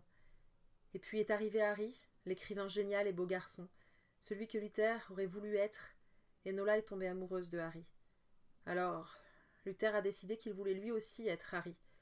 Moi, que vouliez-vous que je fasse? Je lui avais volé sa vie, je lui avais tout pris. Pouvais-je l'empêcher d'aimer? Alors, tout ça, c'était pour vous déculpabiliser? Appelez ça comme vous voudrez. Le 29 août, que s'est-il passé ensuite? Lorsque Luther a compris que c'était moi qui... Il a fait son sac, et il s'est enfui avec la Chevrolet noire. Je me suis aussitôt lancée à sa poursuite. Je voulais lui expliquer. Je voulais qu'il me pardonne. Mais impossible de le retrouver. J'ai cherché toute la journée, une partie de la nuit, en vain. Je m'en voulais tellement. J'ai espéré qu'il reviendrait lui-même, mais le lendemain, en fin de journée, la radio a annoncé la disparition de Nola Kellergan. Le suspect roulait dans une Chevrolet noire. Pas besoin de vous faire un dessin. J'ai décidé de ne jamais en parler à qui que ce soit, pour que Luther ne soit jamais soupçonné. Ou peut-être parce qu'au fond, j'étais aussi coupable que Luther. C'est la raison pour laquelle je n'ai pas supporté que vous veniez faire revivre les fantômes. Mais voilà que finalement, grâce à vous, j'apprends que Luther n'a pas tué Nola. C'était comme si moi non plus je ne l'avais pas tué. Vous avez soulagé ma conscience, monsieur Goldman. Et la Mustang? Elle est dans mon garage, sous une bâche. Ça fait 33 ans que je la cache dans mon garage. Et les lettres? Je les ai gardées aussi. J'aimerais les voir, s'il vous plaît. Stern décrocha un tableau du mur et dévoila la porte d'un petit coffre-fort qu'il ouvrit. Il en sortit un carton à chaussures rempli de lettres. C'est ainsi que je découvris toute la correspondance entre Harry et Nola, celle qui avait permis l'écriture des origines du mal. Je reconnus aussitôt la première. C'était justement celle qui ouvrait le livre. Cette lettre du 5 juillet 1975, cette lettre pleine de tristesse que Nola avait écrite lorsque Harry l'avait rejetée et qu'elle avait appris qu'il avait passé la soirée du 4 juillet avec Jenny Down. Ce jour-là, elle avait accroché dans la porte une enveloppe contenant la lettre et 2 photos prises à Rockland. L'une représentait la nuée de mouettes du bord de mer. La seconde était un cliché d'eux, ensemble pendant leur pique-nique. « Comment diable Luther a-t-il récupéré tout ceci ?» demandai-je. « Je l'ignore, me dit Stern, mais cela ne m'étonnerait pas qu'il se soit introduit chez Harry. » Je réfléchis. Il avait parfaitement pu subtiliser ses lettres pendant les quelques jours où Harry s'était absenté d'Aurora. Mais pourquoi Harry ne m'avait-il jamais dit que ses lettres avaient disparu? Je demandai à emporter le carton et Stern m'y autorisa. J'étais envahi par un immense doute. Face à New York, Harry pleurait en silence en écoutant mon récit. Lorsque j'ai vu ces lettres, lui expliquai-je, tout s'est bousculé dans ma tête. J'ai repensé à votre livre, celui que vous avez laissé dans le casier du fitness, Les mouettes d'Aurora, et j'ai réalisé ce que je n'avais pas vu depuis tout ce temps. Il n'y a pas de mouette dans les origines du mal. Comment cela a-t-il pu m'échapper pendant tout ce temps? Pas la moindre mouette. Vous aviez pourtant juré de mettre des mouettes. C'est à ce moment-là que j'ai compris que vous n'aviez pas écrit les origines du mal. Le livre que vous avez écrit durant l'été 75 et Les mouettes d'Aurora. C'est ce livre que vous avez écrit et que Nola a retapé à la machine. J'en ai eu la confirmation lorsque j'ai demandé à Gallowwood de faire une comparaison entre l'écriture des lettres reçues par Nola et celle du message inscrit sur le manuscrit retrouvé avec elle. Quand il m'a dit que les résultats correspondaient, j'ai compris que vous m'aviez utilisé de toutes pièces en me demandant de brûler votre fameux manuscrit écrit à la main. Ce n'était pas votre écriture. Vous n'avez pas écrit le livre qui a fait de vous un écrivain célèbre. Vous l'avez volé à Luther. Taisez-vous, Marcus. Ai-je tort? Vous avez volé un livre. Quel plus grand crime peut commettre un écrivain? Les origines du mal, voilà pourquoi vous avez intitulé ce livre ainsi. Et moi qui ne comprenais pas pourquoi un titre aussi sombre pour une histoire aussi belle. Mais ce titre n'est pas en rapport avec le livre, il est en rapport avec vous. Vous me l'aviez toujours dit en plus, le livre n'est pas un rapport aux mots, il est un rapport aux gens. Ce livre est l'origine du mal qui vous a rongé depuis, le mal des remords et de l'imposture. Arrêtez, Marcus, taisez-vous maintenant. Il pleurait. Je poursuivis. Un jour, Nola a déposé une enveloppe contre la porte de votre maison. C'était le 5 juillet 1975. Une enveloppe contenant des photos de mouettes et une lettre écrite sur son papier préféré, où elle vous parlait de Rockland, et où elle disait qu'elle ne vous oublierait jamais. C'était la période où vous vous efforciez de ne pas la voir. Mais cette lettre ne vous est jamais parvenue, parce que Luther, qui espionnait votre maison, s'en est emparé aussitôt que Nola s'est enfuie. Voilà comment, à partir de ce jour, il s'est mis à correspondre avec Nola. Il a répondu à cette lettre, en se faisant passer pour vous. Elle répondait, elle pensait vous écrire, mais il interceptait ses courriers dans votre boîte aux lettres. Et il lui écrivait en retour, toujours en se faisant passer pour vous. Voilà pourquoi il rôdait autour de votre maison. Nola a cru correspondre avec vous, et cette correspondance avec Luther Caleb est devenue les origines du mal. Mais Harry, enfin, comment avez-vous pu? Je paniquais, Marcus. Cet été-là, j'avais tellement de mal à écrire. Je pensais que je n'y arriverais jamais. J'écrivais ce livre, Les mouettes d'Aurora, mais je trouvais que c'était très mauvais. Nola disait qu'elle l'adorait, mais rien ne pouvait me calmer. J'entrais dans des crises de rage folles. Elle me tapait mes pages manuscrites à la machine, moi je relisais, et je déchirais tout. Elle me suppliait de cesser, elle me disait « Ne faites pas ça, vous êtes si brillant. De grâce, finissez-le. Harry chéri, je ne pourrais pas supporter que vous ne le finissiez pas. » Mais je n'y croyais pas. Je pensais que je ne deviendrais jamais écrivain. Et puis, un jour, Luther Caleb est venu sonner à ma porte. Il m'a dit qu'il ne savait pas à qui s'adresser, alors il était venu me trouver moi. Il avait écrit un livre, et il se demandait si cela valait la peine de le montrer à des éditeurs. Vous comprenez, Marcus? Il pensait que j'étais un grand écrivain new-yorkais, et que je pourrais l'aider. 20 août 1975. Luther? En ouvrant la porte d'entrée de la maison, Harry ne masqua pas son étonnement. Bonjour, Harry. Il y eut un silence gênant. Puis-je faire quelque chose pour vous, Luther? Je viens vous voir à titre personnel, pour un conseil. Un conseil? Je vous écoute. Voulez-vous entrer? Merci. Les deux hommes s'installèrent dans le salon. Luther était nerveux. Il avait apporté avec lui une épaisse enveloppe qu'il gardait serrée contre lui. Alors, Luther, qu'y a-t-il? J'ai écrit un livre d'amour. Vraiment? Oui, et je ne sais pas si c'est bon. Je veux dire, comment fait-on qu'un livre vaut la peine d'être publié? Je ne sais pas. Si vous pensez que vous avez fait de votre mieux. Avez-vous ce texte avec vous? Oui, mais faites un exemplaire manuscrit, s'excusa Luther. Je viens de m'en rendre compte. J'en ai une version dactylographiée, mais je me suis trompé d'enveloppe en partant de chez moi. Voulez-vous que j'aille la faire faire et que je repasse plus tard? Non, montrez-moi toujours. Fait que... Allons, ne soyez pas timide, je suis certain que vous écrivez lisiblement. Il lui tendit l'enveloppe. Harry en sortit les pages et en parcourut quelques-unes, sidéré par la perfection de l'écriture. C'est votre écriture? Oui. Nom d'un chien, on dirait que... C'est une écriture incroyable. Comment faites-vous? Je l'ignore, fait mon écriture. Si vous êtes d'accord, laissez-le-moi, le temps de le lire. Je vous dirai honnêtement ce que j'en pense. Vraiment? Bien sûr. Luther accepta volontiers et il repartit, mais au lieu de quitter Goose Cove, Il se cacha dans les taillis et il attendit Nola, comme il faisait toujours. Elle arriva peu après, heureuse de savoir leur départ proche. Elle ne remarqua pas la silhouette tapie dans les fourrés qui l'observait. Elle entra dans la maison par la porte principale, sans sonner, comme elle faisait désormais tous les jours. « Harry chéri !» appela-t-elle pour s'annoncer. Il n'y eut aucune réponse, la maison semblait déserte. Elle appela encore, silence.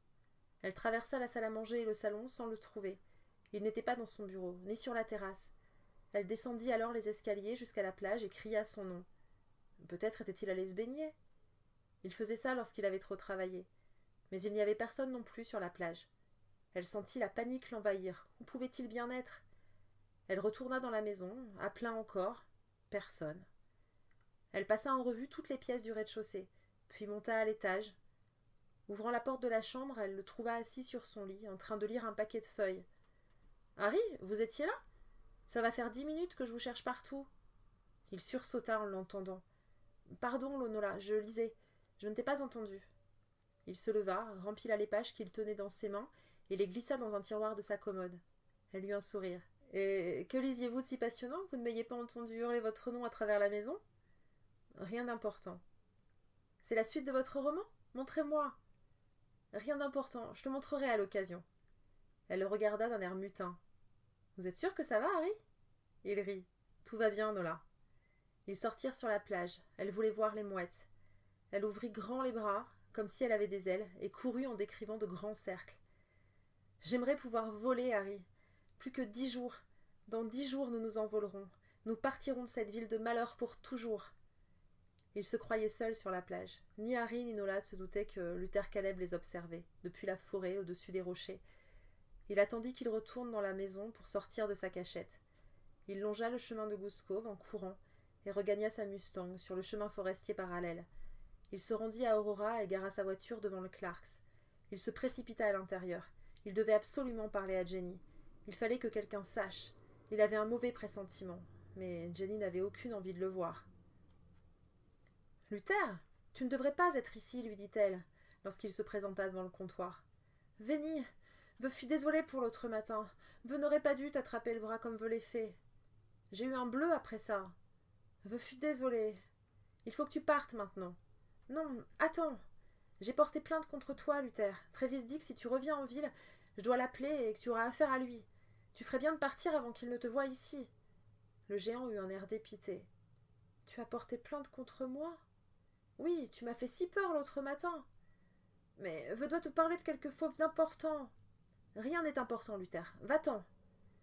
C'est à propos de Harry Kébert. Harry ? Oui. Dis-moi ce que tu penses de Harry Kébert. Pourquoi me parles-tu de lui? As-tu confiance en lui? Confiance? Oui, bien sûr. Pourquoi me poses-tu cette question? Il faut que je te dise quelque chose. Me dire quelque chose? Quoi donc?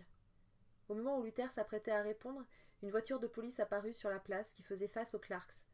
« C'est Travis !» s'écria Jenny. « File, Luther, file! Je ne veux pas que tu aies des ennuis. » « C'est bien simple, me dit Harry. C'était le plus beau livre que j'avais jamais lu. Et je ne savais même pas que c'était pour Nola. Son nom n'apparaissait pas. C'était une histoire d'amour extraordinaire. Je n'ai plus jamais revu Caleb ensuite. Je n'ai plus eu l'occasion de lui rendre son texte, car survinrent les événements que vous savez. Un mois après, j'apprenais que Luther Caleb s'était tué sur la route, et je détenais le manuscrit original de ce que je savais être un chef-d'œuvre. Alors, j'ai décidé de le reprendre à mon compte. Voilà comment j'ai basé ma carrière et ma vie sur un mensonge. Comment pouvais-je imaginer le succès qu'allait connaître ce livre? Ce succès m'a rongé toute ma vie, toute ma vie.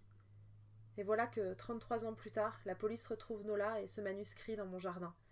Dans mon jardin. Et à ce moment-là, j'ai eu tellement peur de tout perdre que j'ai dit que j'avais écrit ce livre pour elle. Par peur de tout perdre, vous avez préféré être accusé de meurtre plutôt que de révéler la vérité sur ce manuscrit? Oui, oui, parce que toute ma vie est un mensonge, Marcus. Donc, Nola ne vous a jamais volé cette copie. Vous avez dit ça pour vous assurer que personne ne mettrait en doute que vous en étiez l'auteur. Oui, mais je me suis toujours demandé d'où sortait l'exemplaire qu'elle avait avec elle. Luther le lui avait déposé dans sa boîte aux lettres, dis-je. Dans sa boîte aux lettres? Luther savait que vous alliez vous enfuir avec Nola. Il vous avait entendu en parler sur la plage. Il savait que Nola allait partir sans lui, et c'est ainsi qu'il a terminé son histoire, avec le départ de l'héroïne. Il lui écrit une dernière lettre, une lettre où il lui souhaite une belle vie. Et cette lettre est dans le manuscrit original qu'il va vous apporter ensuite. Luther savait tout.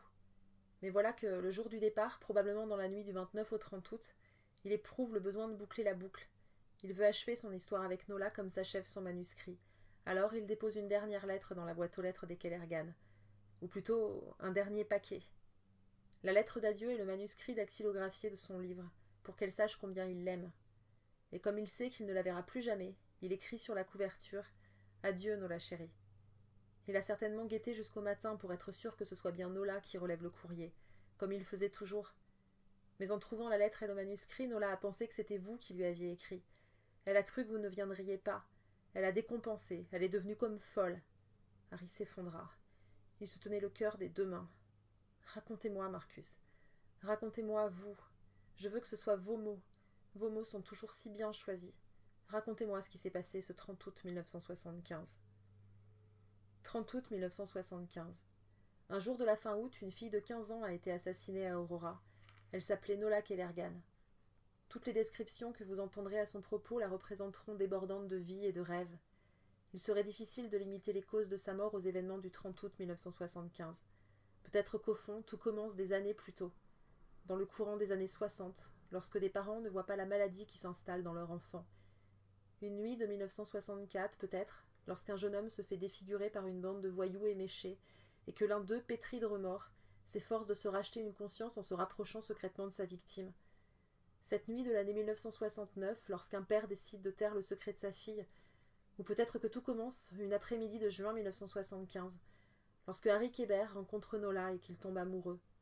C'est l'histoire de parents qui ne veulent pas voir la vérité à propos de leur enfant. C'est l'histoire d'un riche héritier qui, dans ses années de jeunesse, un peu voyou, a détruit les rêves d'un jeune homme et vit depuis hanté par son geste. C'est l'histoire d'un homme qui rêve de devenir un grand écrivain et qui se laisse lentement consumer par son ambition. À l'aube du 30 août 1975, une voiture se gara devant le 245 Terrasse Avenue. Luther Caleb venait dire adieu à Nola. Il était chamboulé. Il ne savait plus s'il s'était aimé ou s'il avait rêvé. Il ne savait plus s'il s'était vraiment écrit toutes ces lettres. Mais il savait que Nola et Harry avaient prévu de s'enfuir aujourd'hui. Lui aussi voulait quitter le New Hampshire et fuir loin, loin de Stern. Ses pensées se mélangeaient. L'homme qui lui avait redonné goût à l'existence était aussi celui qui la lui avait volée. C'était un cauchemar. La seule chose qui importait à présent, c'était de finir son histoire d'amour. Il devait donner à Nola la dernière lettre. Il l'avait écrite depuis 10 jours, depuis le jour où il avait entendu Harry et Nola dire qu'ils s'enfuiraient le 30 août. Il s'était empressé de terminer son livre. Il en avait même soumis l'original à Harry Kéber. Il voulait savoir si cela valait la peine de le faire éditer. Mais plus rien ne valait la peine à présent. Il avait même renoncé à récupérer son texte. Il en avait conservé une copie dactylographiée. Il l'avait fait joliment relier pour Nola.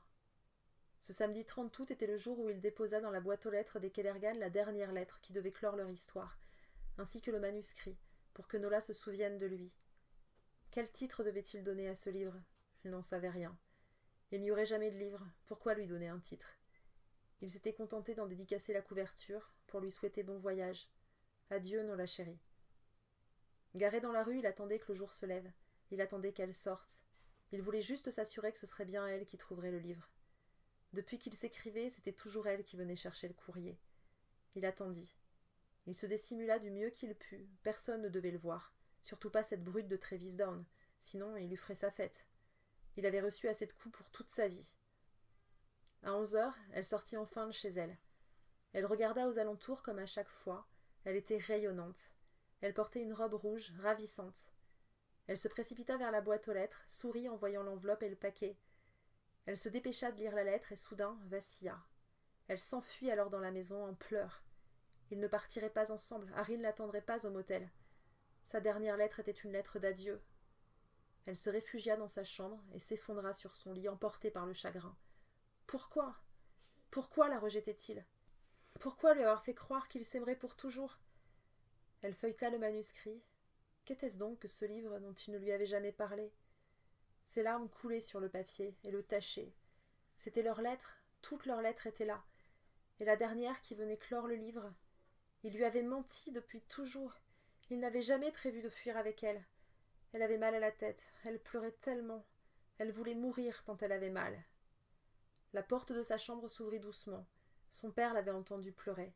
« Que se passe-t-il, ma chérie ?»« Rien, papa. »« Ne dis pas rien, je vois bien qu'il se passe quelque chose. »« Oh, papa, je suis si triste, si triste. » Elle se jeta au cou du révérend.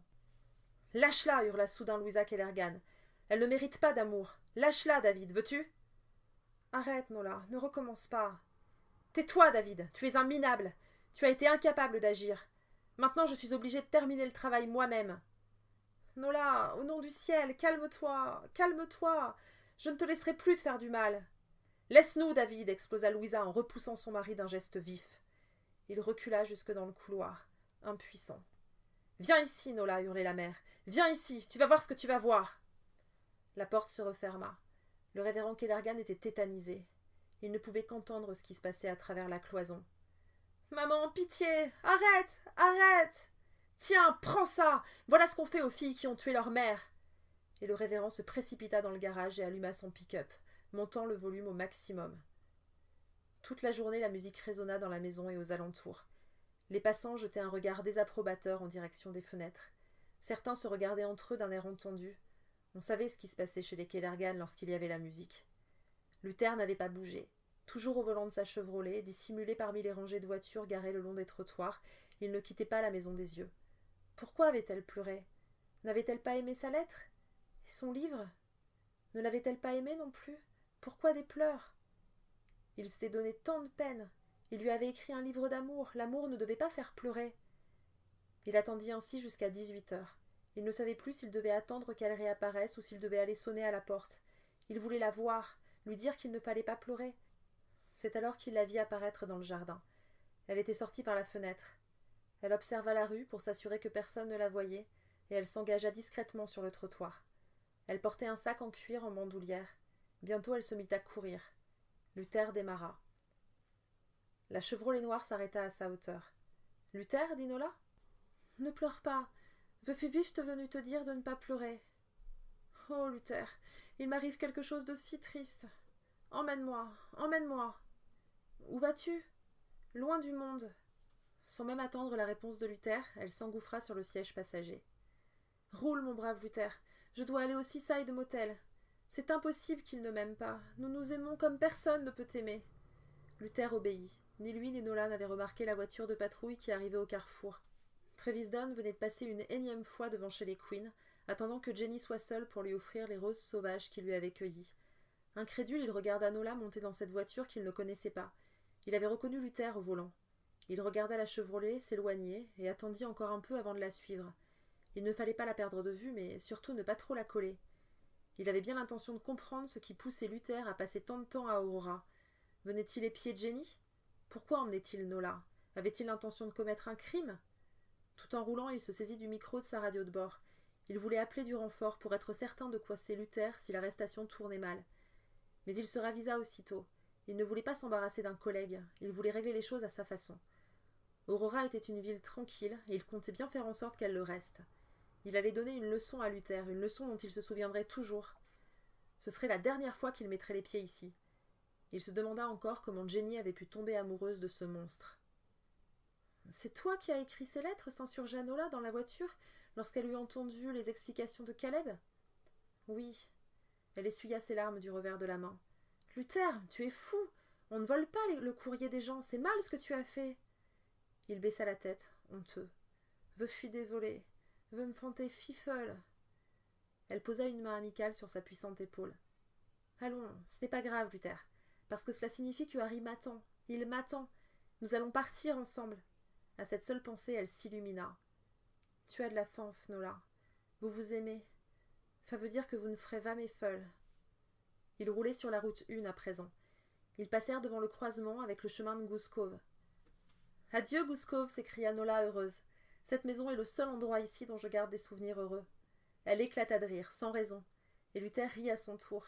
Lui et Nola se quittaient, mais ils se quittaient bien. Soudain, ils entendirent une sirène de police derrière eux. Ils arrivaient à proximité de la forêt, et c'était là que Travis avait décidé d'intercepter Caleb et de le corriger.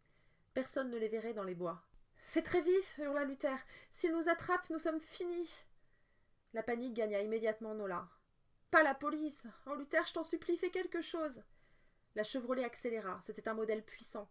Trévis pesta et somma par le haut-parleur Luther de s'arrêter et de se ranger sur le bas-côté. « Ne t'arrête pas, le supplia Nola. Fonce, fonce !» Luther accéléra davantage. La Chevrolet distança un peu plus la voiture de Trévis. Après Goose-Cove, la route 1 suivait quelques courbes. Luther les prit très serrés et en profita pour gagner encore un peu d'avance. Il entendit la sirène s'éloigner. « Il va appeler du renfort, dit Luther. S'il nous attrape, je ne partirai jamais avec Harry. Alors nous allons nous enfuir dans la forêt. La forêt est immense, personne ne nous y retrouvera. Tu pourras atteindre le Fified Motel. Fi, on me prend, Nola. Je ne dirai rien. Je ne dirai pas que tu étais avec moi. Ainsi, tu pourras t'enfuir avec Harry. Oh, Luther, promets-moi de garder mon livre. Promets de le garder en souvenir de moi. Je promets. À ces mots, Luther braqua subitement le volant et la voiture s'enfonça à travers les fourrés de la lisière de la forêt. Avant de s'immobiliser derrière des épais buissons de ronces, ils en descendirent précipitamment. « Cours !» ordonna Luther à Nola. « Cours !» Ils fendirent les taillis épineux. Sa robe se déchira et son visage se griffa. Trévis pesta. Il ne voyait plus la Chevrolet noire. Il accéléra encore et ne remarqua pas la carrosserie noire dissimulée par les fourrés. Il continua tout droit sur la route 1. Il courait à travers la forêt, Nola devant et Luther derrière, ayant plus de difficulté à se faufiler à travers les branches basses à cause de sa corpulence. « Cours, Nola, ne t'arrête pas !» s'écria-t-il. Sans s'en rendre compte, il s'était rapproché de la lisière de la forêt. Ils étaient aux abords de Side Creek Lane. À la fenêtre de sa cuisine, Deborah Cooper observait les bois.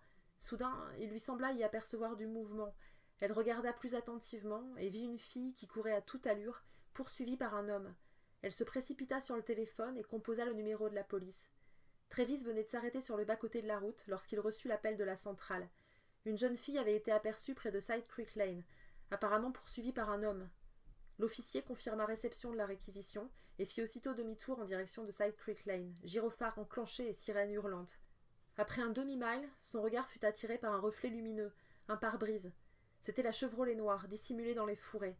Il s'arrêta et s'approcha du véhicule, l'arme à la main. Il était vide. Il retourna immédiatement à sa voiture et fonça jusque chez Deborah Cooper. Ils s'arrêtèrent près de la plage pour reprendre leur souffle.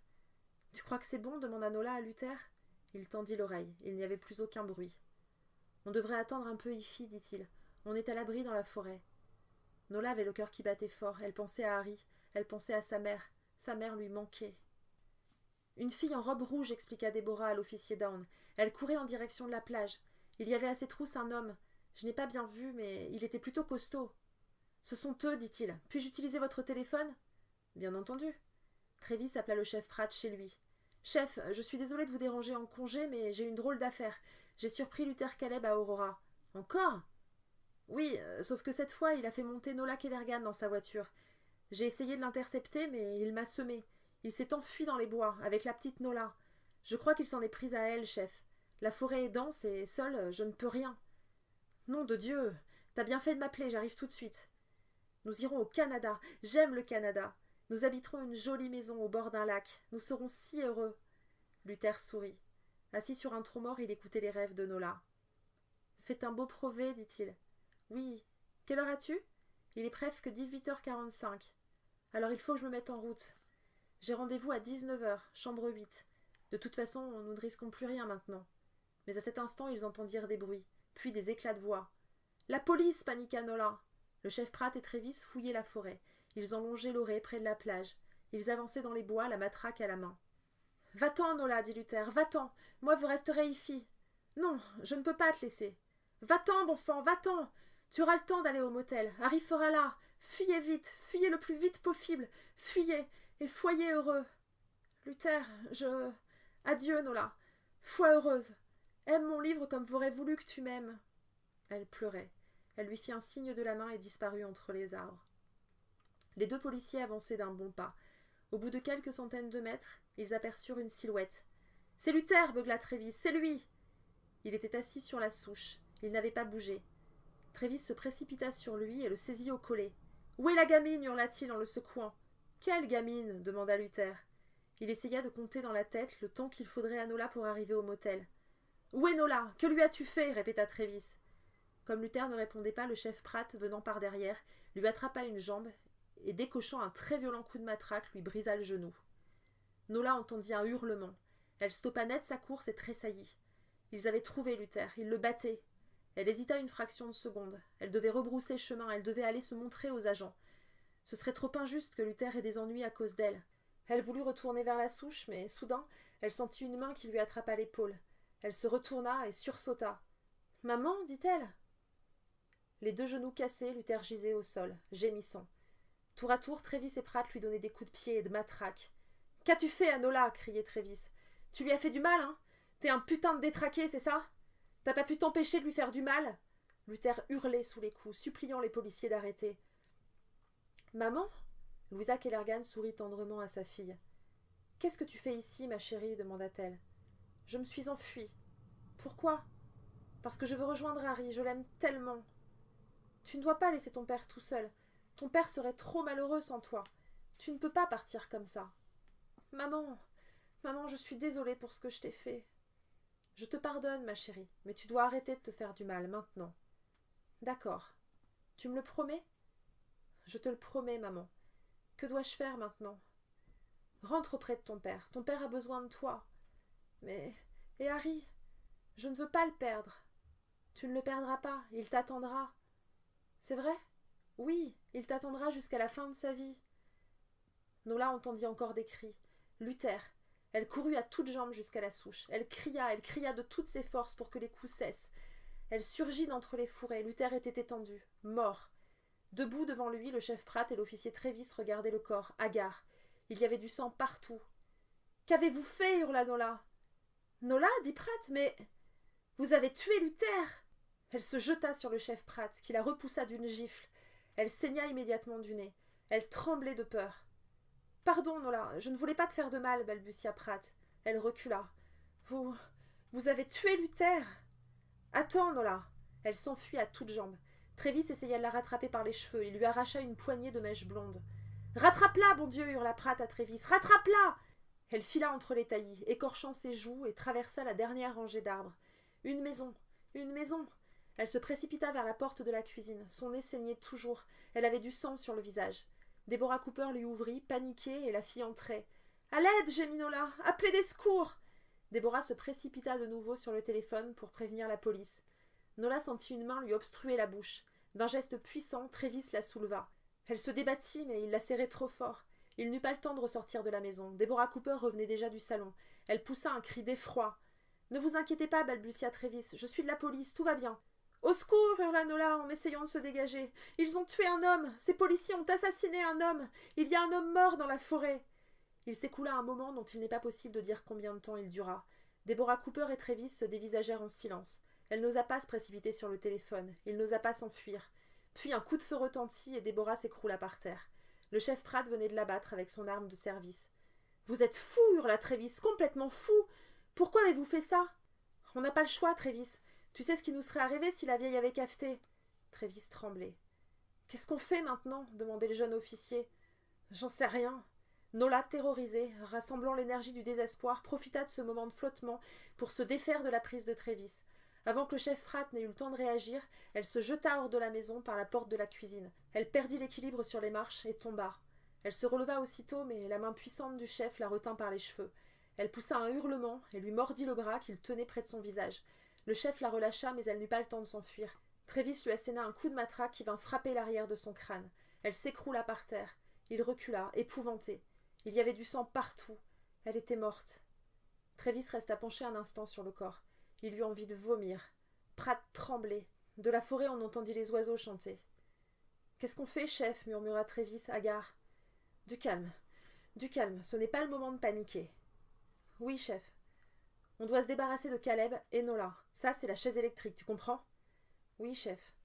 Et Cooper ? On fera croire à un assassinat. Un brigandage qui a mal tourné. Tu vas faire exactement ce que je te dis. » Travis pleurait à présent. « Oui, chef, je ferai tout ce qu'il faut. »« Tu m'as dit que tu avais vu la voiture de Caleb près de la route 1 ? » ?»« Oui, il y a les clés sur le contact. »« C'est très bien. On va mettre les corps dans la voiture, et tu vas t'en débarrasser, d'accord ? » ?»« Oui. »« Dès que tu seras parti, je demanderai des renforts pour que personne ne nous soupçonne. Il faut faire vite, d'accord ? Quand la cavalerie arrivera, tu seras déjà loin. Dans la cohue, personne ne remarquera que tu n'es pas là. »« Oui, chef. Mais je crois que la mère Cooper a de nouveau appelé les urgences. »« Merde ! Il faut se grouiller alors !» Ils traînèrent les corps de Luther et de Nola jusque dans la Chevrolet. Puis, Pratt s'enfuit en courant à travers la forêt, en direction de la maison de Deborah Cooper et des véhicules de police. Il saisit sa radio de bord pour avertir la centrale qu'il venait de trouver Deborah Cooper assassinée par balle. Travis s'installa au volant de la Chevrolet et démarra. Au moment où il sortait des fourrés, il croisa une patrouille du bureau du shérif qui avait été appelée en renfort par la centrale suite au deuxième appel de Deborah Cooper.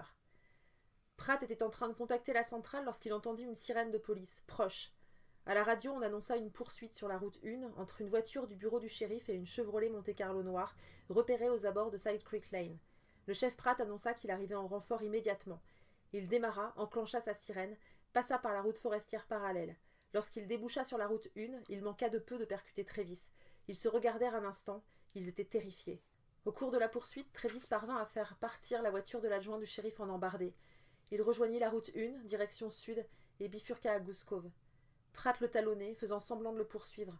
À la radio, il donnait des positions erronées, prétendant être sur la route de Montbury. Il coupa sa sirène, s'engouffra dans le chemin de Goose Cove et le rejoignit devant la maison.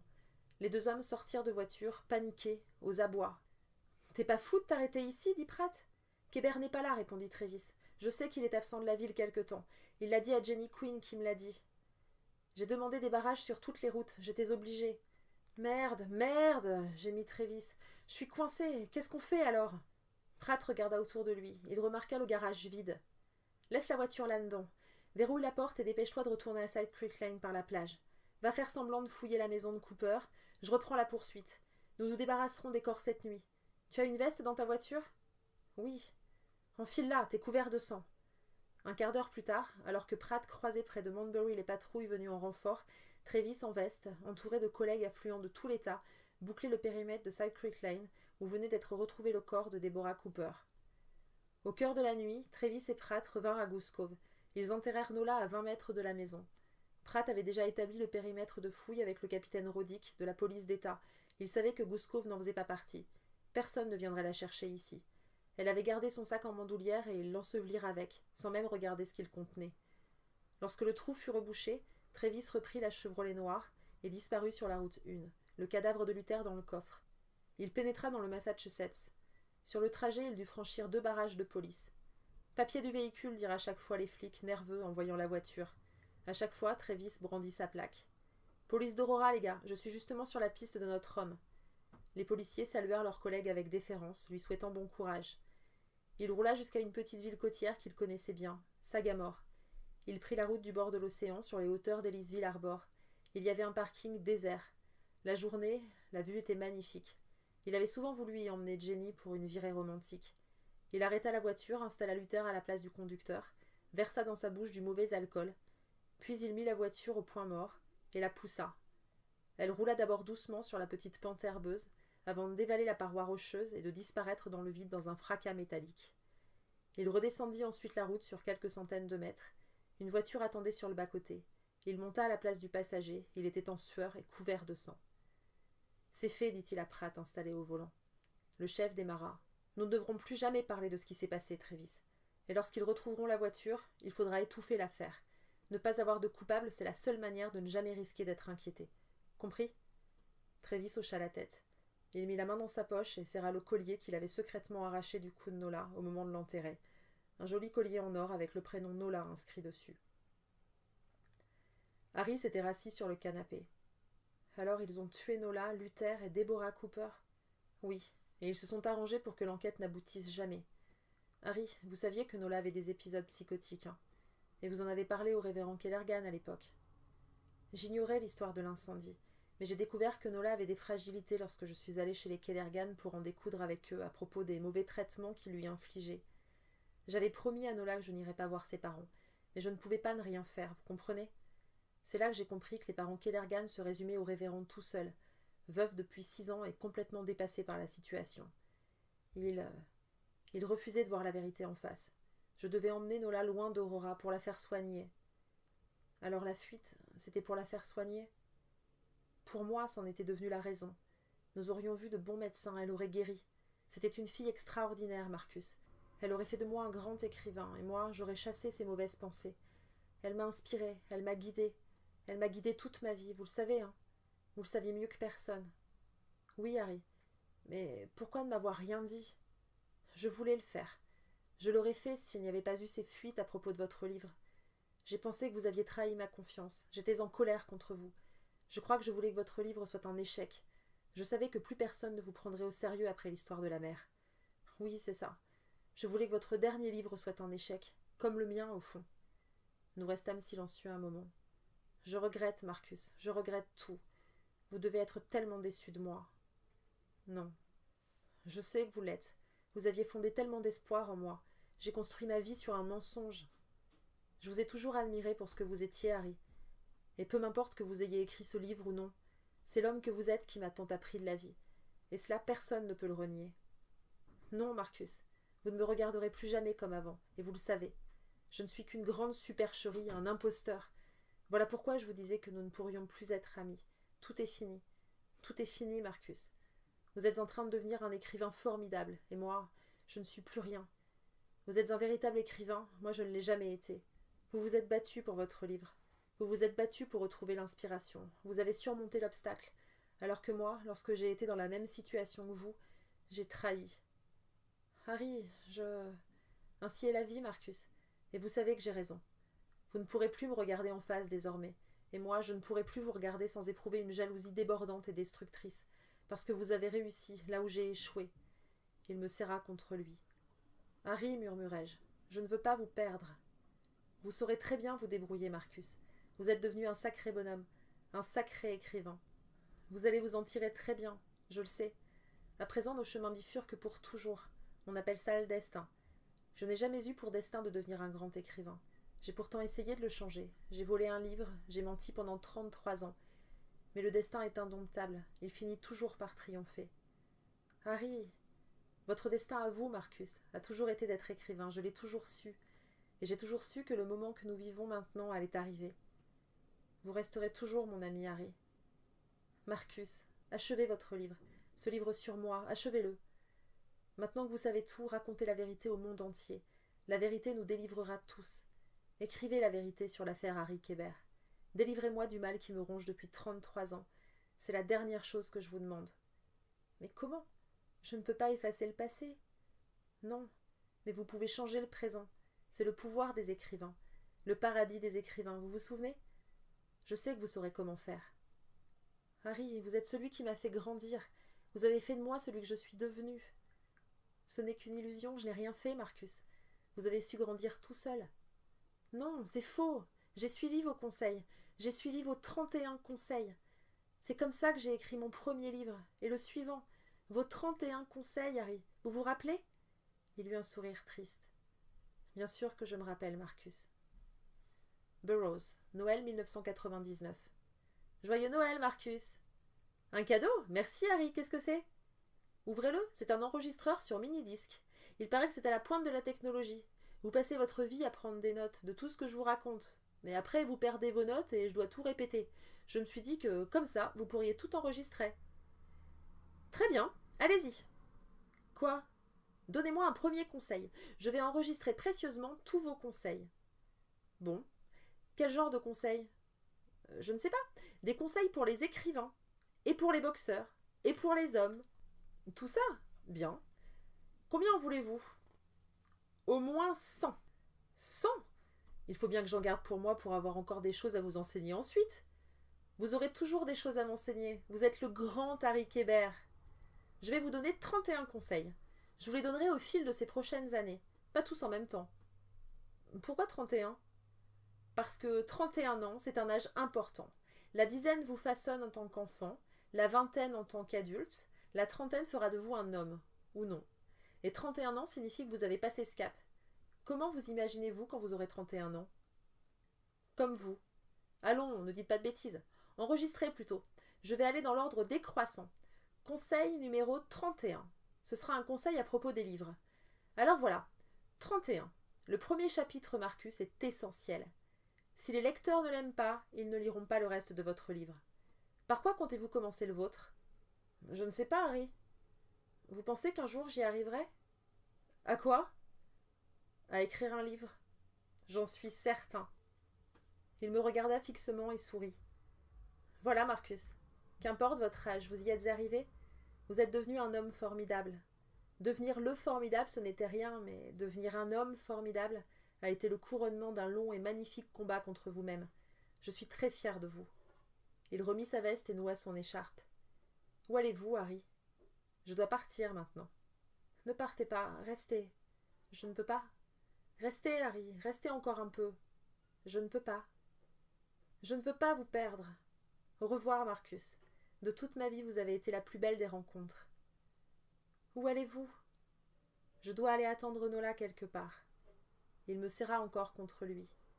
Trouvez l'amour, Marcus. L'amour donne du sens à la vie. Quand on aime, on est plus fort, on est plus grand, on va plus loin. Harry, ne me laissez pas. Au revoir, Marcus. Il repartit. Il laissa la porte ouverte derrière lui et je la laissai ainsi très longtemps, car ce fut la dernière fois que je revis mon maître et ami, Harry Kébert. Mai 2002, finale du championnat universitaire de boxe. Marcus, vous êtes prêt? On monte sur le ring dans 3 minutes. J'ai la trouille, Harry. J'en suis certain, et tant mieux. Quand on n'a pas la trouille, on ne peut pas gagner. N'oubliez pas, boxer comme on construit un livre. Vous vous rappelez? Chapitre 1, chapitre 2. Oui, 1, on percute, 2, on assomme. C'est très bien, champion. Allez, prêt? Ah, on est en finale du championnat, Marcus, en finale.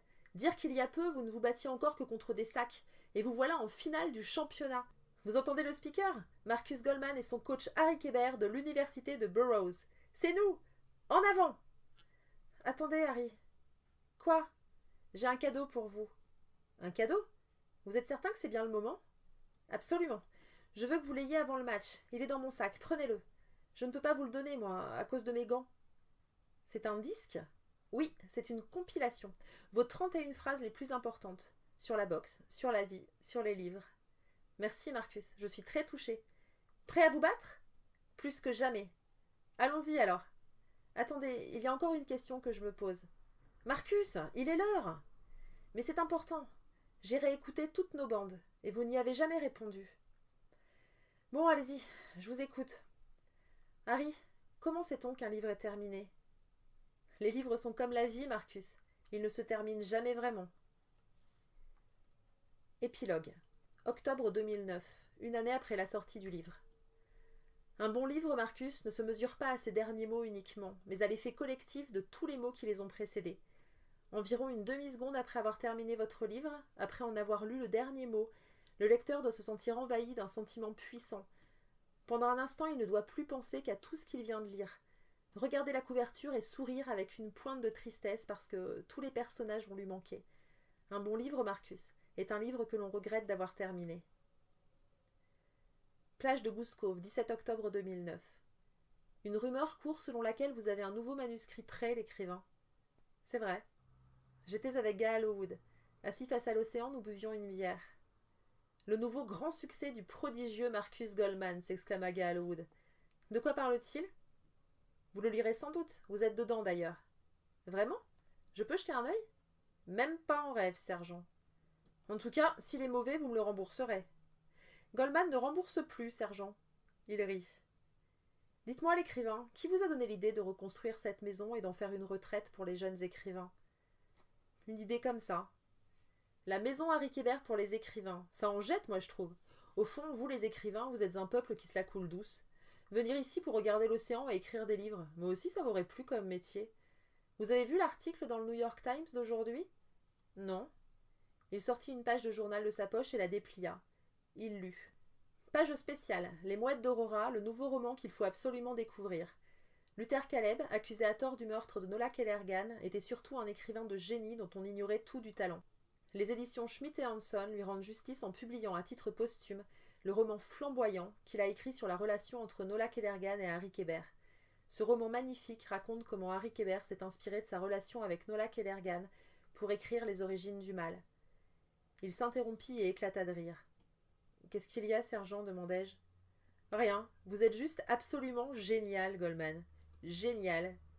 Il n'y a pas que la police qui peut rendre justice, sergent. » Nous terminâmes nos bières. « Je rentre à New York demain, dis-je. » Il hocha la tête.